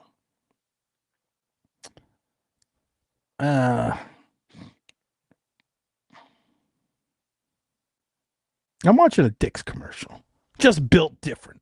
Dick's. Okay, listen, I thought this was kind of funny. It's called, the whole commercial was female softball players. And then it just says, just built different. Dick's.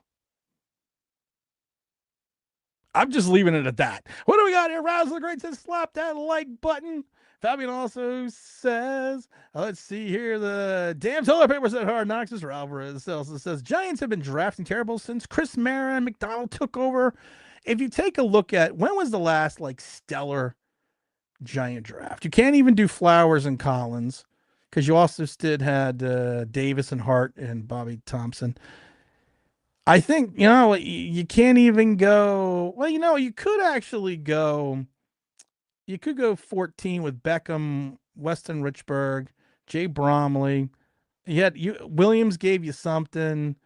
Devin Kennard gave you a little bit, and he actually had 26 sacks in his career. And, I can't even go that. You can't even go to 13 with Pugh and Hawkins. Let's see here.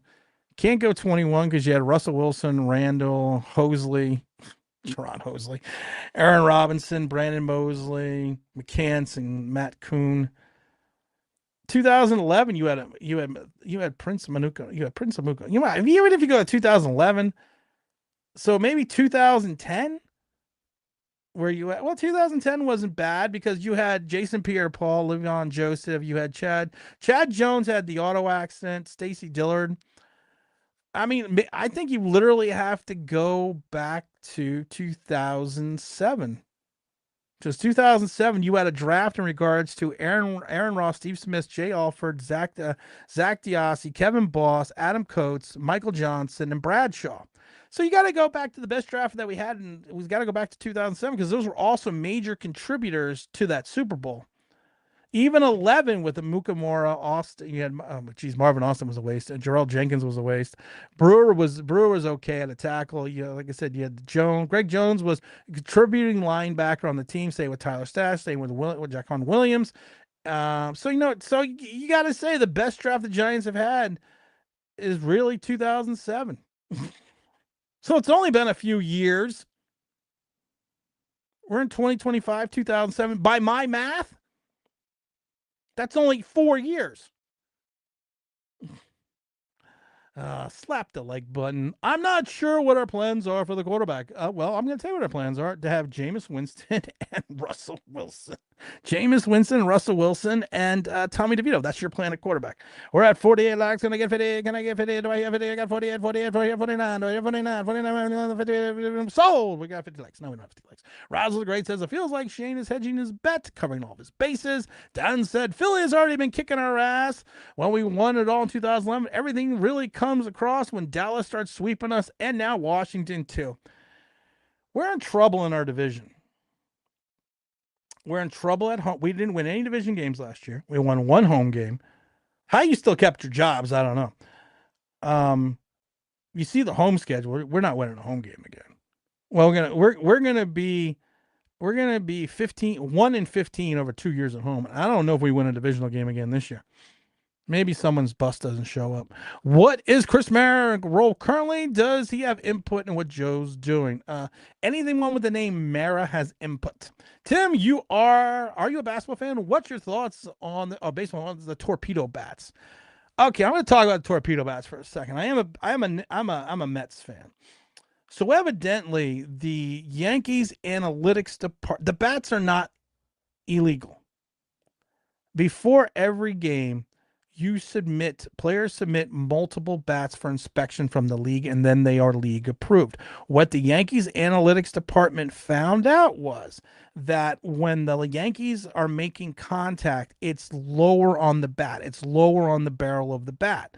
So instead of having the thick head, That's what she said, at the top of the bat, they made it so they lowered the thickness more towards the middle of the bat. It's not like a Billy Hatcher back in the day with the Astros when you're stuffing super balls in the bat and the bat explodes and goes everywhere. No, the bats are sanctioned. You just moved the head of the bat, the thickness of the bat, more towards the center of the bat, because that's where their analytics department is saying that the Yankees hitters, or some of the Yankees hitters, are making the most contact. Makes sense. If you have an analytics department, using them that way makes sense. So it's not illegal. It's not really a loophole. The hardest thing to hit, one of the hardest things, okay. They say the quarterback is the most difficult position to play in sports. As someone that tried to play baseball, said it before on the show, I was a great baseball player outside of the fact that I couldn't hit. I had one coach tell me, you can't even hit your weight. So I told him, well, you know what I'm going to do? I'm going to lose weight. Because one of the hardest things to hit is a curve. You can get luck by timing hitting a baseball with the fastball, but one of the hardest things to hit in baseball is the curve. One of the hardest things to hit on a professional level, of course, is truly a fastball. So if you're making contact, you are still making contact. That's like people with the steroid shit. Oh, the roids. The steroids, yes, they made you work out more. They made you bigger. They made you stronger. But if you don't make contact, it doesn't fucking matter. So there's nothing illegal about it. I like the Mets to do it. But then again, if you're not hitting the ball more towards the label and you are hitting it on the barrel of the bat like you're supposed to, you getting a torpedo bat will do nothing for you. Paul Perkins was a mess. That's my thing on the bats. Paul Perkins was a mess. Anthony says, let's just hope Shane meant he was taking the best player available, presuming the Browns take Sanders, and if Sanders is there, he's taking Sanders. I don't think he's taking it. It makes zero sense to take. It makes 0 sense to take Travis Hunter. It makes 0 sense to take Abdul Carter. and it makes 0 sense not to take Sanders if he's there. Razzle says, did you bring in Jameis and Russell so they could leeway and develop him without anyone losing their minds? I lose my mind because Russell Wilson is not someone Russell Wilson or Russell Wilson's not a good locker room guy. Jameis Winston is a nut who doesn't study film. That's not the guy you want mentoring anyone. Hosley and Wilson, both Hokies. I'm a UVA fan. I knew not to trust them. Wilson had the neck injury, so I still have my Russell Wilson autographed jersey over there. Russell Wilson's a very nice guy. He also ran track, so Russell Wilson, real nice guy. Let's see here. Let's see. Everyone that hates the Eagles and Howie Roseman because of his contract, look at the draft classes. That's why they are where they are. I don't know what the fuck you mean. I think if you look at Howie's draft classes, he's a fucking bum. Mitchell, Cooper, Carter, Smith, Davis, Juergens, Smith, Dickerson. They're all starters, and you got a quarterback. And the other Jalen was a bust. So he got one. So he was hitting 825. I hate that. I literally hate that ass. That's called an asset on these things. I literally hate that photo. I laugh. This is funny. I haven't seen this in a while. This was the town hall that I got in trouble in. I forgot. I got to see what these old pictures are. This is literally the town hall I got in trouble in. When I asked my Daniel Jones question, I got booed. So I mean, that's always fun. And there's me, of course, hanging out in the locker room, getting ready to suit up. I forgot what that was for. Oh my God, it's too funny though. Let's give them some. What else we got here on the chat here? Oh, I got a super chat from Fabian. What's up, Mr. Fabian? Says, greatest explanation on the World Wide Web. I don't know if this is a greatest explanation, but thank you. I appreciate that. But that's just, I mean, literally, that's what the Yankees came out and said. Their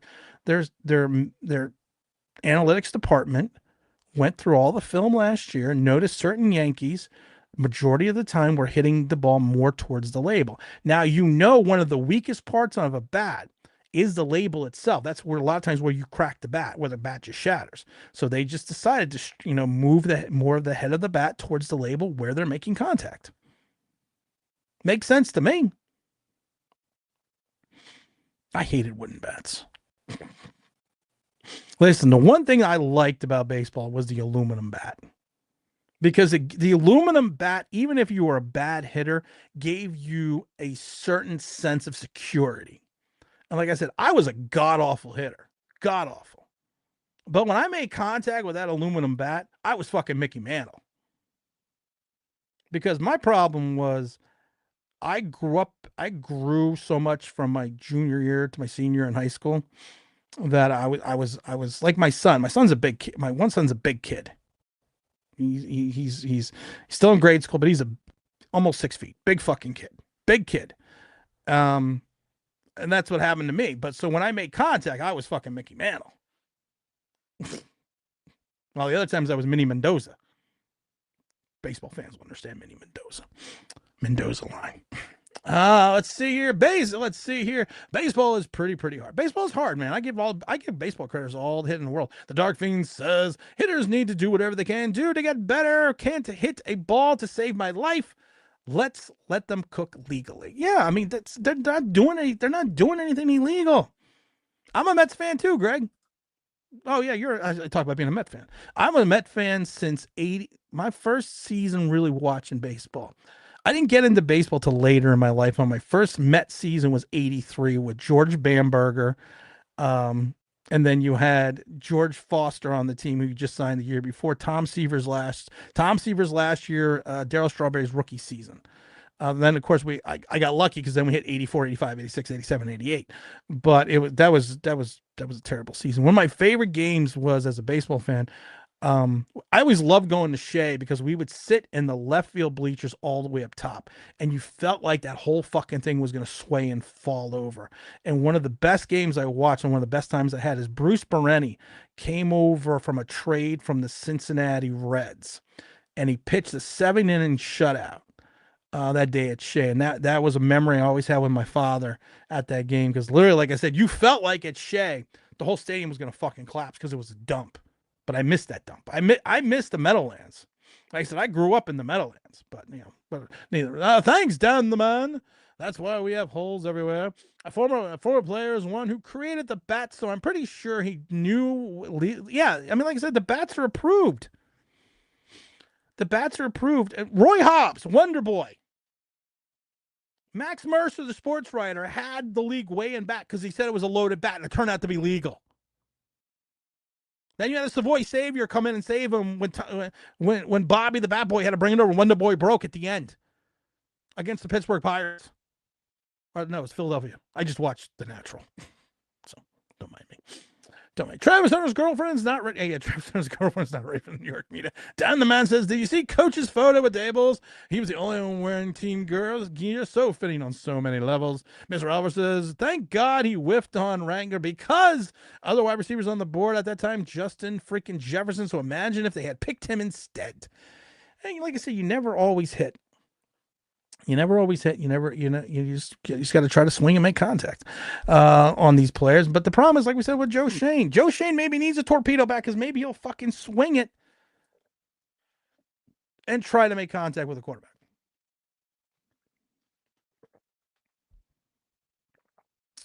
If Shane, hey, what's up, my brother? Big Blue for life. If Shane passed on the quarterback, it would be a huge mistake. Yeah, it will be. Vinny G says, "I'm a Yankee fan from the Bronx, but the Mets had the greatest starting pitchers. The Mets had the greatest starting pitching since the 60s. Well, yeah, because if you go back to the winning season, you had Tom Seaver, you had Kuzman, and you had Gentry, Greg Gentry, and you also had Nolan Ryan on that team. And even if you go back to the 70s at one point in time, we had John Matlack along with Tom Seaver and Kuzman. So, like I said, the rotation. You also had Don Norman, a couple other guys on that championship team.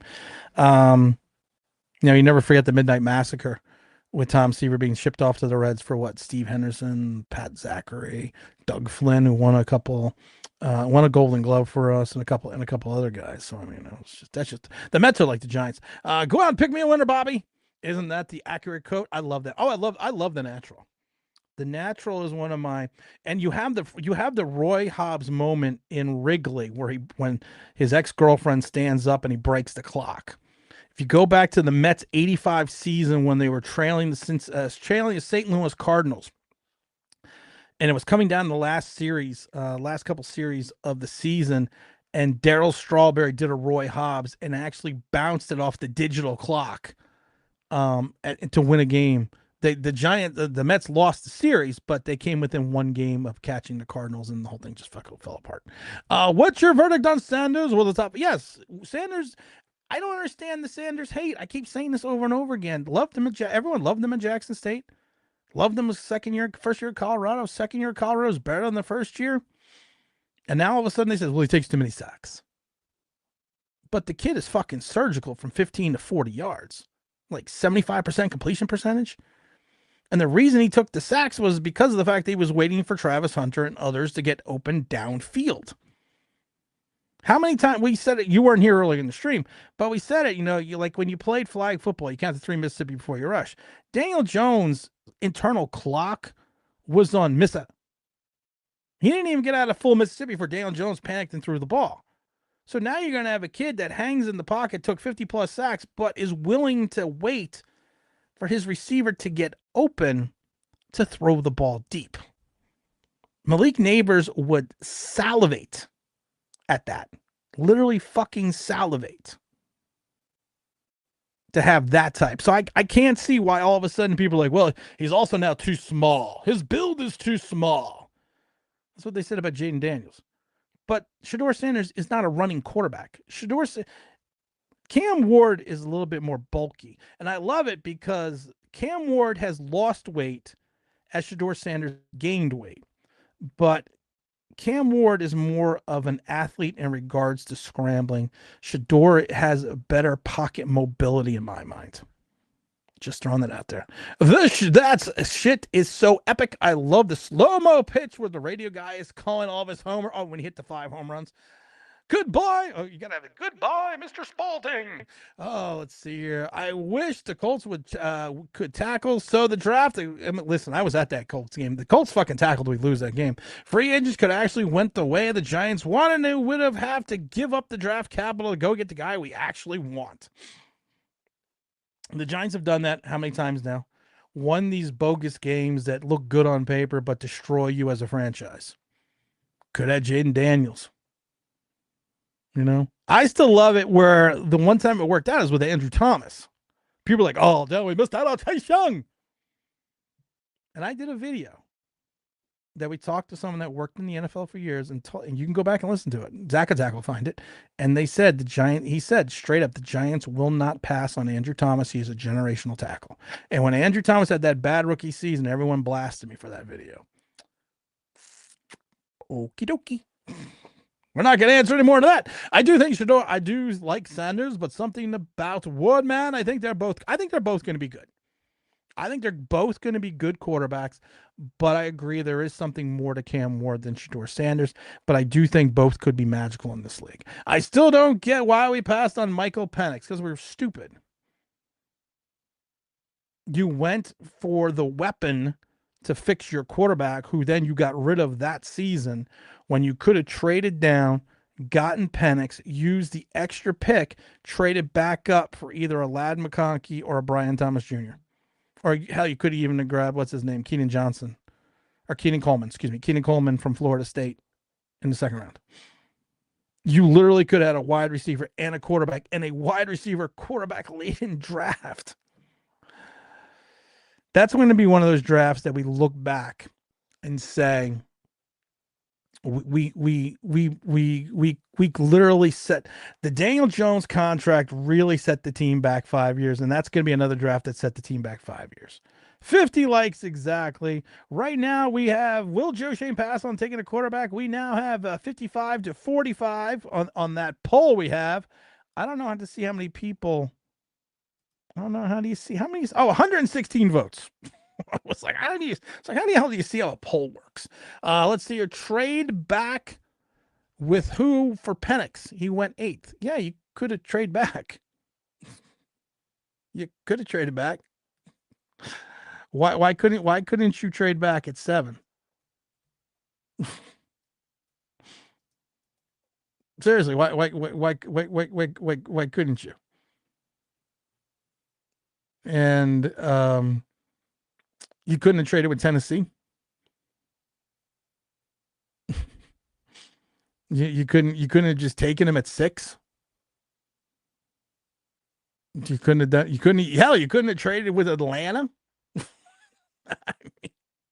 Because Atlanta had Kirk Cousins, still do. Joe Shanes thinks that Ole Miss quarterback is the most accurate because his name is Dart. He'll trade up for Dart number 1.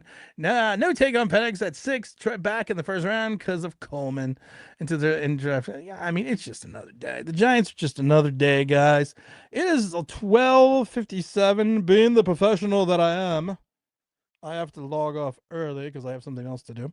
And I got a package sitting outside. We have 50 likes, which is nice. So, I want to thank all the people that have been watching or listening on that other platform, because you don't want to say that other platform, because when it does, it knocks you down in the analytics on the other platform. So I want to thank everyone that has been watching and hanging out on all the platforms that we're watching. It's been a lot of fun. Let's see here. Oh boy, Shador Sanders seems confident he's going to be drafted by the Giants. I don't think he is, but that's okay. That's all right. But once again, I want to thank everyone for hanging out. We may have a video tomorrow. I got to wait and kind of see where we're going there. I want to thank Vinny G and everyone, of course, that's hung in for as long as they did. And as always, it's Dennis New John Fair Talk. Online Big Blue LLC. Don't forget to subscribe. Don't forget to like. Don't forget to ring that bell if you want to know why. I got nothing. See you soon, guys. Peace.